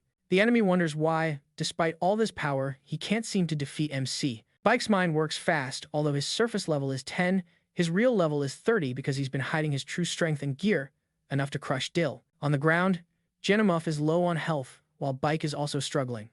Genomuf reminds that he promised Dena to let the boy finish him off. Dill shouts in frustration that his son always lets him down and he never wanted life to turn out like this.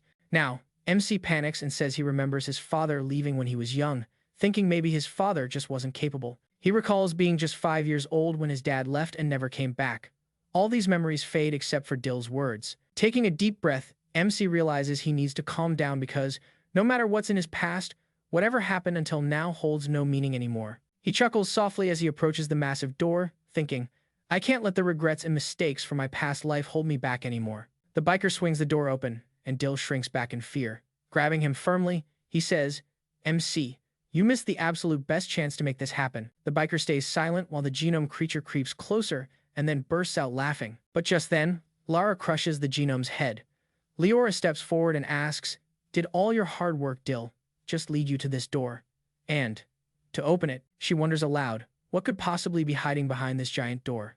MC admits he has no clue and asks, does the Rose Nance Battle Squad need to wipe this place off the map? Are you interested in the secrets beyond this corner? If not, then. Lara dispatches the Genomorph and firmly tells MC to step away from the door. I don't care what secrets lie beyond it because they belong to the secret church and the queen. Actually, she's only interested in MC. The biker, surprised, says, flattered, and then wonders, do they even realize what they're about to face? This is the sacred executive chief of WACT, and right now, his health is critically low. In a burst, he transforms into a tiny creature and dashes away. The power of the Holy Father seems beyond even that level, but then he collides with his own son. He lunges at him, demanding, return the strength and body I gave you. Deanna fiercely shouts back, you're not my father, and I'm not your son. Suddenly, a powerful shock hits. Dill starts to break down and weaken until, with his last ounce of energy, he shouts angrily, I got beaten by a kid?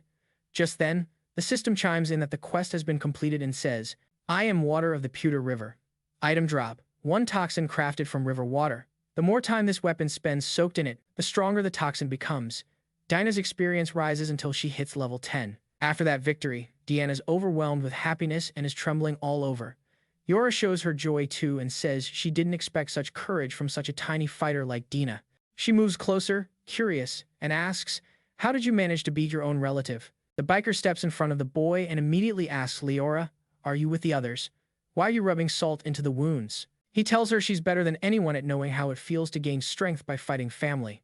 Lara's confused and admits she doesn't understand MC's intentions, but then a sharp headache suddenly hits her. She starts to feel a rush of old memories, snapshots from her childhood flash, showing her time as a prisoner and the cruel treatment she endured. She remembers grabbing a torch and setting a house ablaze, the flames quickly roaring to life.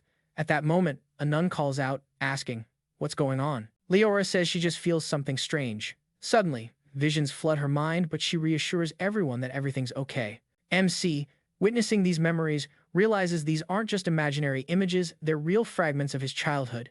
Yet, when he joined the Rose Nance Battle Squad, all those memories were forcefully wiped away. He tells Dina to move fast and get out because he's made a promise. The boy bolts without wasting a second and thanks the biker.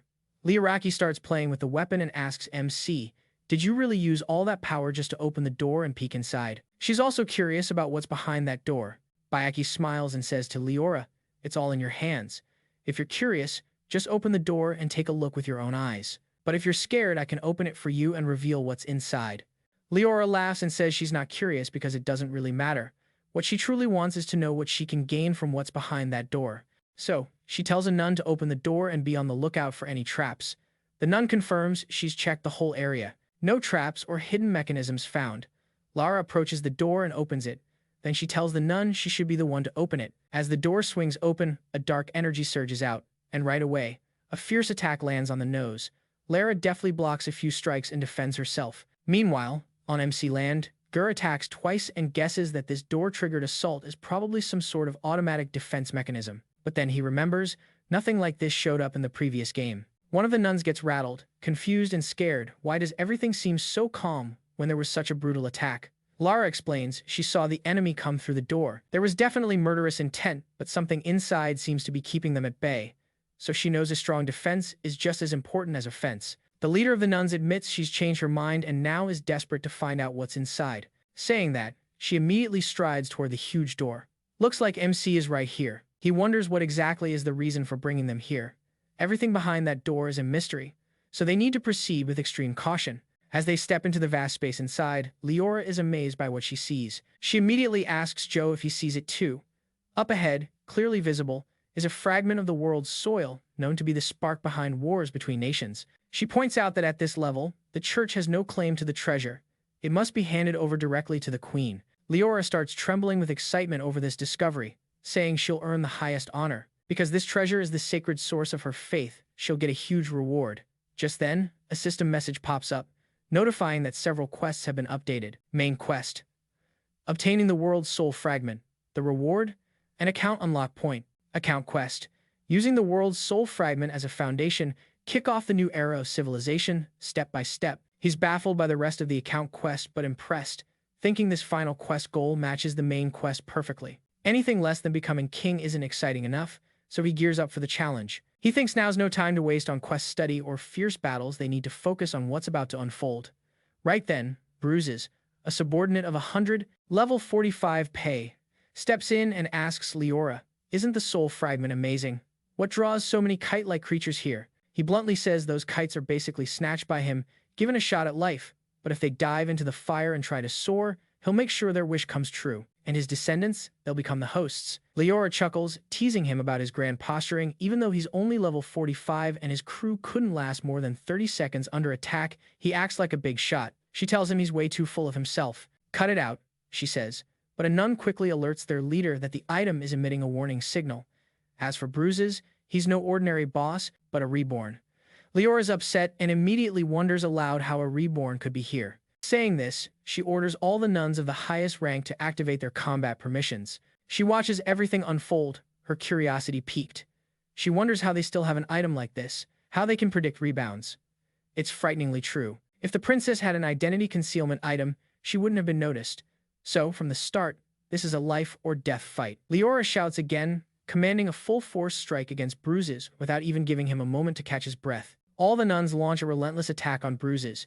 He's given no chance to defend himself. After a short while, a massive explosion erupts. When the dust clears, Bruises shows no signs of injury. He laughs, admitting it really stung, but it's all true. He disrupted the NPCs. That wasn't his intention.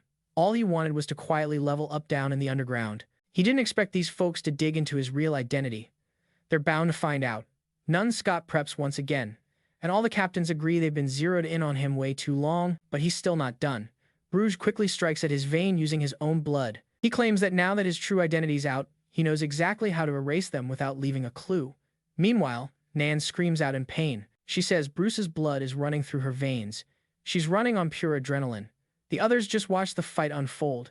They figure Reborn's class and skills are still a mystery. Since their intel is useless, they decide only nuns can truly gauge the enemy's strength, and they want to give it a shot. Leora thinks to herself, he's wiped out plenty of rebounds, but she's never seen abilities this bizarre before. Still, she insists there's no need to panic. Covered in Bruce's blood and blessed by the rose, there's nothing to fear. Soon, she's drained the boost power from Thawns for the team and uses Eternal Kiss to bring back their health. The Legend of Night rings in, wielding magic-enhancing flowers, followed by the Blood Mark of Sacrifice, which seriously amps up their attacks. Then, pointing a finger at Leora, Bruce declares, "For the Church and the Queen's glory, the world's style requires mastering every fragment for any situation." Nunce immediately launches a full-force bruising attack. He snaps his fingers and wonders aloud why everyone's rushing to finish so quickly. What's the big hurry? And where's this real world they were promised? At that moment, she freezes and starts shouting she can't move her body. A bit later, desperate, she tries to fend off Bruges' attacks and ends up begging. Leora wonders, is this another illusion spell? But she quickly realizes it's something in the air, a poison that messes with your head and hooks you mentally. Because of the toxin, Leora's childhood memories start flooding back. She remembers a big guy holding her down, shouting she's a damn witch, demanding she explain why she's still alive. Then he asks her to give back his son.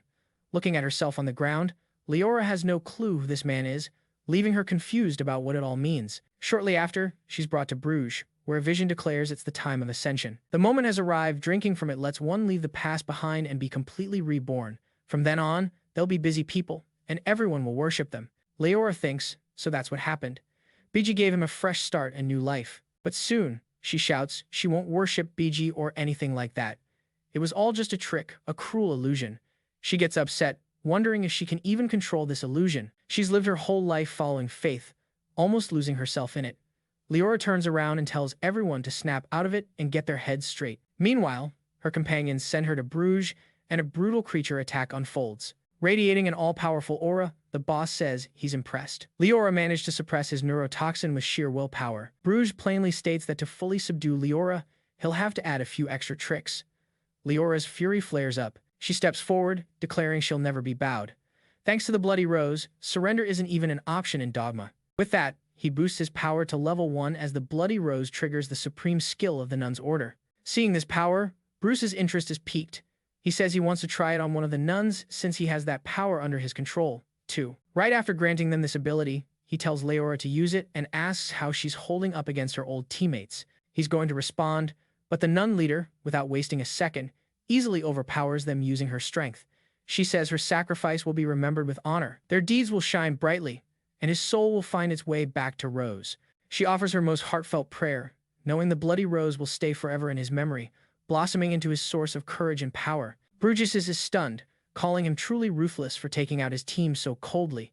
This is because now, he himself is stepping onto the battlefield.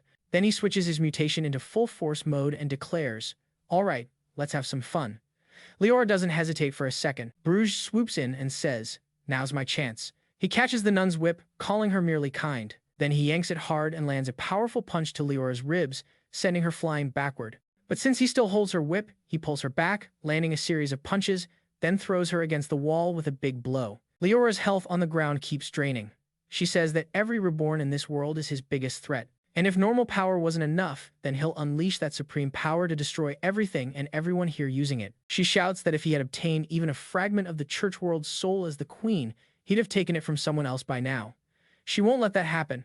With that, he channels energy and begins to act. She declares that by sacrificing his life, he'll unleash his ultimate ability. Then he invokes Bloody Rose level 3, calling upon the sacred bloody flower, infusing his body with its energy. By doing this sacrifice, he summons a mighty sacred flower of the Bloody Rose. It's capable of consuming everything. Wasting no time, the Bloody Rose starts devouring Bruges, who screams that it's sucking his blood as his health drops to 60%. Fighting on, Leora notices her strongest attack isn't having the impact she hoped for.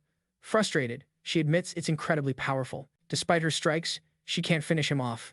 Bruges starts attacking from inside the Bloody Rose, shouting that even though she didn't kill him, he's seriously hurt.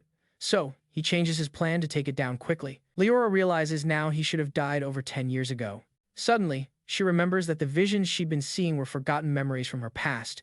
Even though she was sad and weak, the Supreme Queen saved her, and she has no regrets. Just then, the main character arrives, cutting the tentacle that was holding Leora and positioning himself in front of her. She's surprised he protected her. Radiating energy from his bike, he thanks her, explaining he learned everything he needed to know about Bruges. Now that he has all the details, it's his turn to take action. He steps forward and says his mission is complete, now ready to retreat. Leora is furious. She asks if he's seriously saying he sent his 4 subordinates to be wiped out just to clear the path for himself. She says they fought him 1-on-5 and still couldn't win. But then Bruges, the main character, and another NPC show up, the third person claiming to have no idea about his own status. Bruges, thinking the main character is just another average guy, quickly asks if the biker has the guts to come any closer. To show off, the main character faces Bruges and says he's strong, yes, but that strength depends on his level and comes from skill differences. His combat experience isn't anything special. Seems like he prefers hiding and growing stronger quietly in the shadows. The biker bluntly tells Bruges that if he faces a truly experienced opponent, he'll lose without a doubt. Bruges bursts out laughing and lunges at the biker with his claws, wondering how an NPC who's basically a walking adult film started studying strategy. Seeing the direction of the attack, Bicky swoops in and scoops Leora up into his arms. While she's screaming that she needs saving, he firmly decides not to get involved. Bicky insists that no matter how confident she might be, the enemy is a reborn loaded with tricks. Then, the main character releases his fiery power and levels up, adding that, by coincidence, he's also a reborn. Bruges, Intrigued, immediately asks the MC how he can freely control and maintain his level and if he really is a reborn. Leora is just as surprised, wondering why he doesn't carry the usual MC identity. Did she figure it out? She asked how he manages it, noting that even the alert items aren't reacting. Bruchis laughs, saying the MC isn't just an NPC, but actually a reborn, who's been resurrected and can hide his identity, a powerful skill that's a real game changer. Then he asks if the MC shares the same consciousness as him. The MC confirms, mentioning that Biki is across the divide at the Black Reborn faction, making this whole situation even more intriguing and that he's fully ready. Knowing this info will be crucial, Bruchis explains that the Black Ribbon and the other Ribbon factions are actually at odds with each other. He thought this was a free-for-all brawl, but apparently not. MC swoops down toward Bruchis, commenting that the biker is pretty naive, definitely a rookie who just reincarnated. He admits he's not responsible for explaining that concept, though. Still, out of respect, MC promises to drop a free hint for their encounter. Then Bruchis yells that if MC dies, any abilities he had will belong to him exclusively. Biki doesn't hesitate and swallows that idea whole. The MC thanks him for the explanation but makes it clear he's not interested in Biki's skills at all. Curious, Leora watches the MC and wonders if the biker's special abilities or maybe her reborn status are due to her identity. But she observes that the MC's current aura is typical for a reborn, completely different from anyone else. While watching the MC fight Bruchis, he figures Bruchis belongs to the mutant class that mixes magic with parasitic powers, kind of like an insect summoner. That class first showed up in the original game, which he's familiar with and knows exactly how to counter. Bruchis even attacks while riding his bike. The MC, relying on what he calls superior combat experience, just darts around like a scared mouse. But before Bruchis can react, he gets hit. Then the MC dramatically speeds up and launches a fierce attack. Bruchis sarcastically admits his accusation was off. Leora stands in awe of the biker's speed, realizing that no matter how tough the enemy is, it won't matter if the biker lands the hits first. Using his agility, MC gradually wears Bruchis down, visibly annoying him. MC jokes about racing for speed, then catches one of Bruchis' insects, activating a parasitic mutation to achieve extreme velocity. A dark aura bursts around him as he fully restores his health points. MC quickly realizes that insect summoners gain major boosts when using various parasites with different abilities. Ready for more, Bruchis mocks Biki to try to run next time. But when Bruchis attacks, he's shocked when Biki vanishes from directly in front of him in a flash, only to appear behind him instead. Frustrated, Bruchis strikes again, but still misses. He yells in confusion, wondering why his max speed isn't enough to catch Biki. Bik unleashes his incredible speed. Suddenly, the bar appears behind the bruises, and he kindly offers a free explanation. Bruchis proclaims this is the perfect insect summoner strategy: overwhelm the enemy with sheer numbers, then deliver the final blow. Plus, there's no focus on attribute fusions, and his class puts him at a disadvantage. Then Cell unveils his new skill, Shadow Step, showing off a unique assassin ability. Because of this skill, he vanishes from the physical world and possibly slips into the Shadow Realm. There, he moves through a parallel dimension, basically teleporting. The longer he stays in the Shadow Realm, the more powerful he becomes.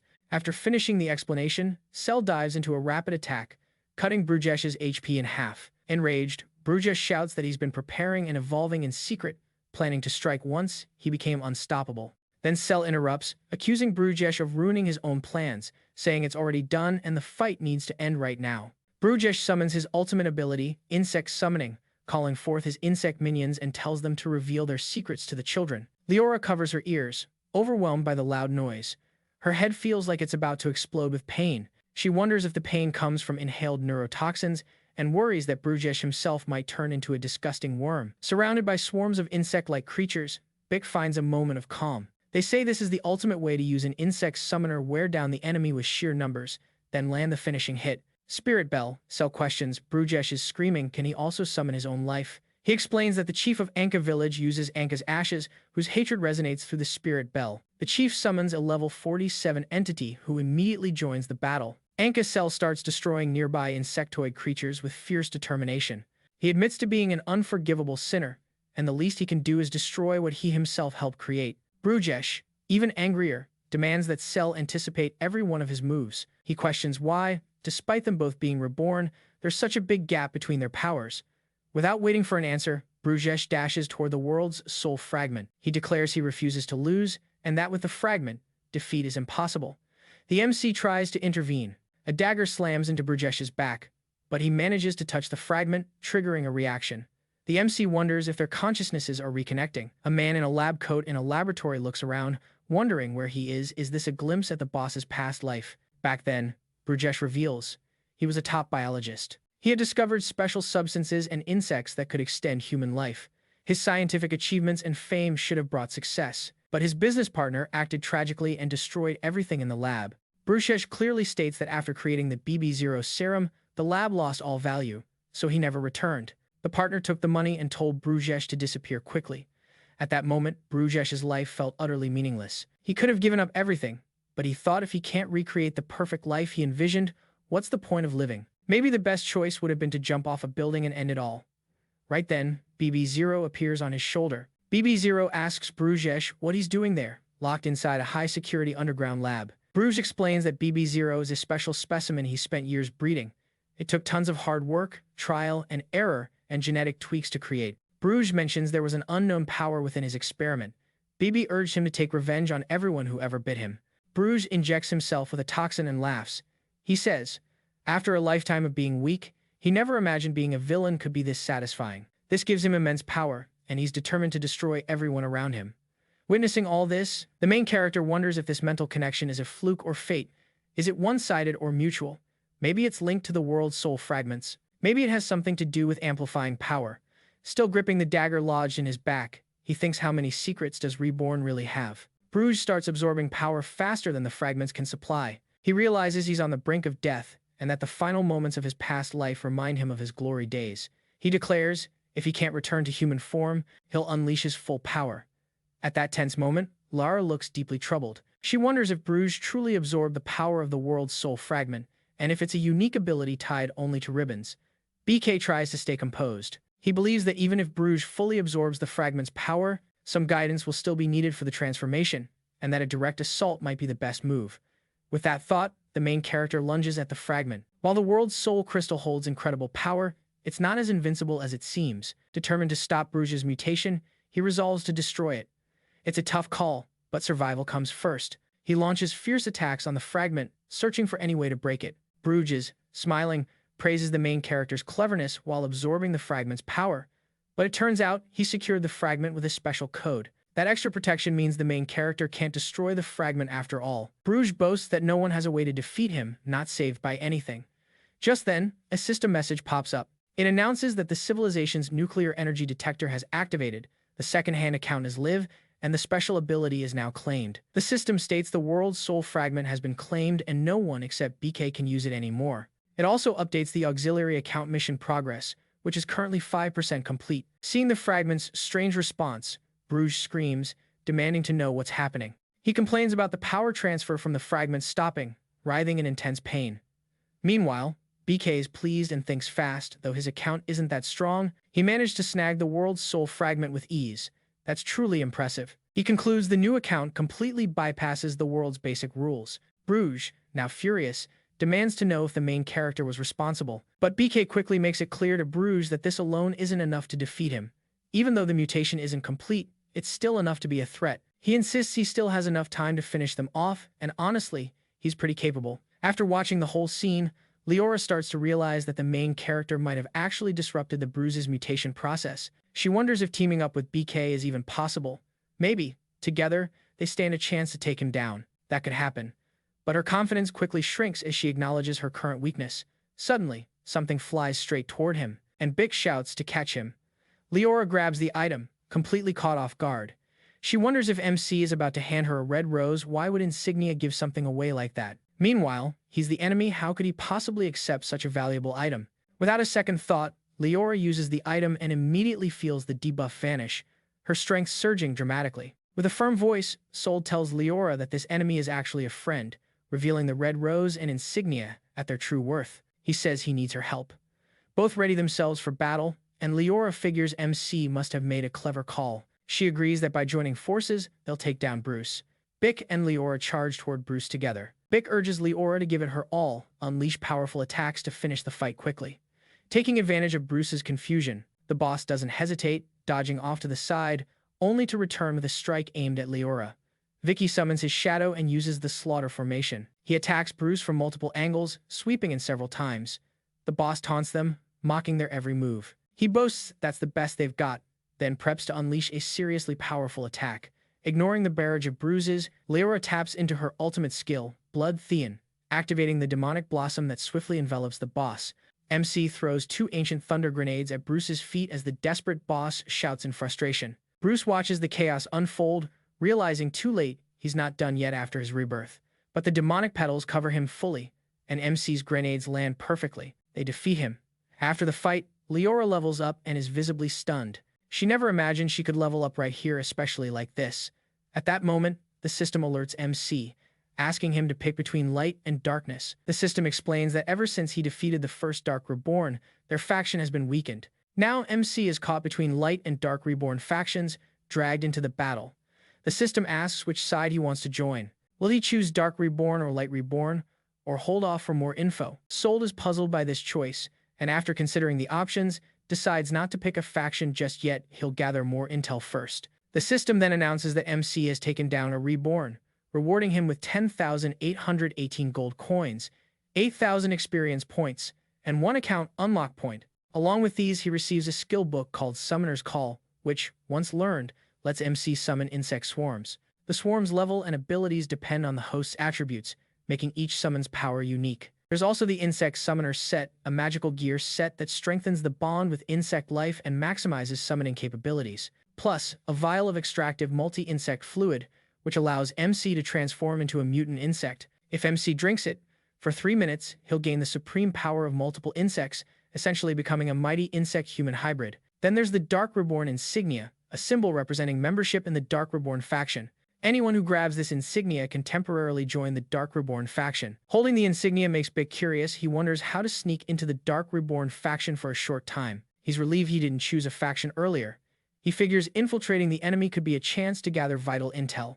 There might be a bigger plan in play. But MC is shocked to find himself standing in shadow, in front of the mysterious Round Table Hall, at an unfamiliar level of darkness. The system alerts him that his identity change is in progress, and at this moment, his new alias is Dark Reborn Braces. The system warns that he must maintain this identity carefully to avoid detection, otherwise, he risks being eliminated. After a short while, the system confirms to MC that the identity switch was successful.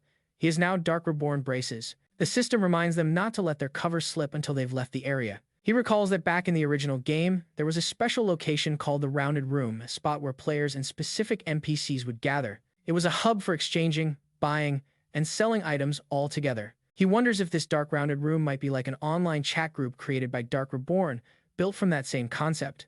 Suddenly, someone like Lord Bridges, the admin, questions why he showed up there uninvited. After all, it's someone else's domain and there's no meeting scheduled. Paul finds it odd too, mentioning that Brutus never shows up outside mandatory meeting days. MC tries to cover up. MC suggests maybe the admin is just a little grumpy since the meeting had officially ended. Paul chuckles. Paul figures maybe the admin forgot and apologizes to MC, but moments later, he slips back into his role as Joe Brooks. He clearly notes that as a longtime admin, the Rounders have always been in control there. Then he asks if a small mistake is sometimes unforgivable. MC stays silent to avoid risking his new identity being exposed. Shortly after, he leaves. The admin calls them for a meeting, escorts them to the room, and leaves them there. Bick arrives, noticing everyone's eyes on him in the hall. He quickly exits, wondering if he can finish things swiftly. Bick mentions he's level 40, but the admin put him in a level 60 room, which is his setup for immediate death, according to the rules. He also comments that judging by the hall's difficulty, it would have been easier to just finish him off outright. MC clarifies, not wanting to offend anyone, that it's nothing personal, it's just the admin doing his job. The admin explains to MC that identity theft has been a problem, so strict verification is absolutely necessary now. Curiously, BK asks if there are any high-level items that could make identity verification smoother, since the process always causes major headaches. The admin replies that verification items are extremely rare, and at level 40 or above, even with those tools, verification is often impossible. MC then opens the door and jokes that the real issue is just how useless the NPCs are at this. He teases the admin, pleading that maybe 100 colony mutants might serve as identity proof instead. Once inside the room, MC feels relieved, realizing he narrowly avoided being exposed. Still, he reflects that facing two major traps in such a short span would have been impossible if he hadn't inherited some memories from the original host. Without that inheritance, he would have been finished easily back then. He believes that Reborn's memory inheritance and ability to connect are special cases that no one else can match. Then, with a smirk, He asks MC if the sun is up today, noting how time flies as the boys always arrive last. MC confidently asks how he showed up so early today, saying that it's the real deal. Noticing MC's anger as his fist pounds the chair, he demands to know who she really is. Who in the world is she? MC. As Joe Brooks says, the administrator's identity has been confirmed, and I'm the one asking the questions. That's exactly why Pass is always suspicious of everyone. Annoyed, Pass, a dark level 48 brave turning warrior, turns and asks, did he just hear the MC's ray gun? He remarks, Bruges is usually quiet, but today, he actually dared to speak up. It's definitely not the real Bruges, but Dark just sighs and keeps his silence. Bocce sits down and tells Pass he shouldn't act like a child, pointing out that Pass' behavior reminds him of when Beichi recently claimed an item that Pass had bid higher on. Pass teases Beichi, saying, stop thinking I'm some poor guy just because I'm a bit broken. He insists there's no chance of reincarnating in another world, and since he doesn't know how to make money anymore, he angrily jumps onto the table. He asks, is the MC going to keep insulting me? Dark steps in and stops everyone, reminding them that this is a neutral zone where fighting isn't allowed. He clearly states that if anyone wants to settle things, they should arrange a meeting and do it in the real world. Dark insists that the meeting is about to start and the Duke is already on his way, so everyone should quiet down. Nier sits down with a heavy heart, burning with anger and determined not to let this go. He starts planning how he'll find the MC in the real world and settle the score once and for all. Then Nick Hathaway, the Duke of Shadows, arrives and everyone begins to greet him. Nick stops them. He reminds everyone that everything here is a rebirth, so there's no need for all the formalities. He jokes that since things are mysterious enough, everyone should just chill out. When the room settles, the Duke of Shadows announces the agenda for the monthly meeting. 3 main topics. First, he says the global situation is quietly shifting. Hades and Wan are at war along their border, and he reveals that the influence of Dark Reborn was what sparked the conflict. But Nick Hathaway expresses disapproval, noting that, as expected, the Duchy of Alina has not joined the war. He emphasizes that their main focus should remain on Alina,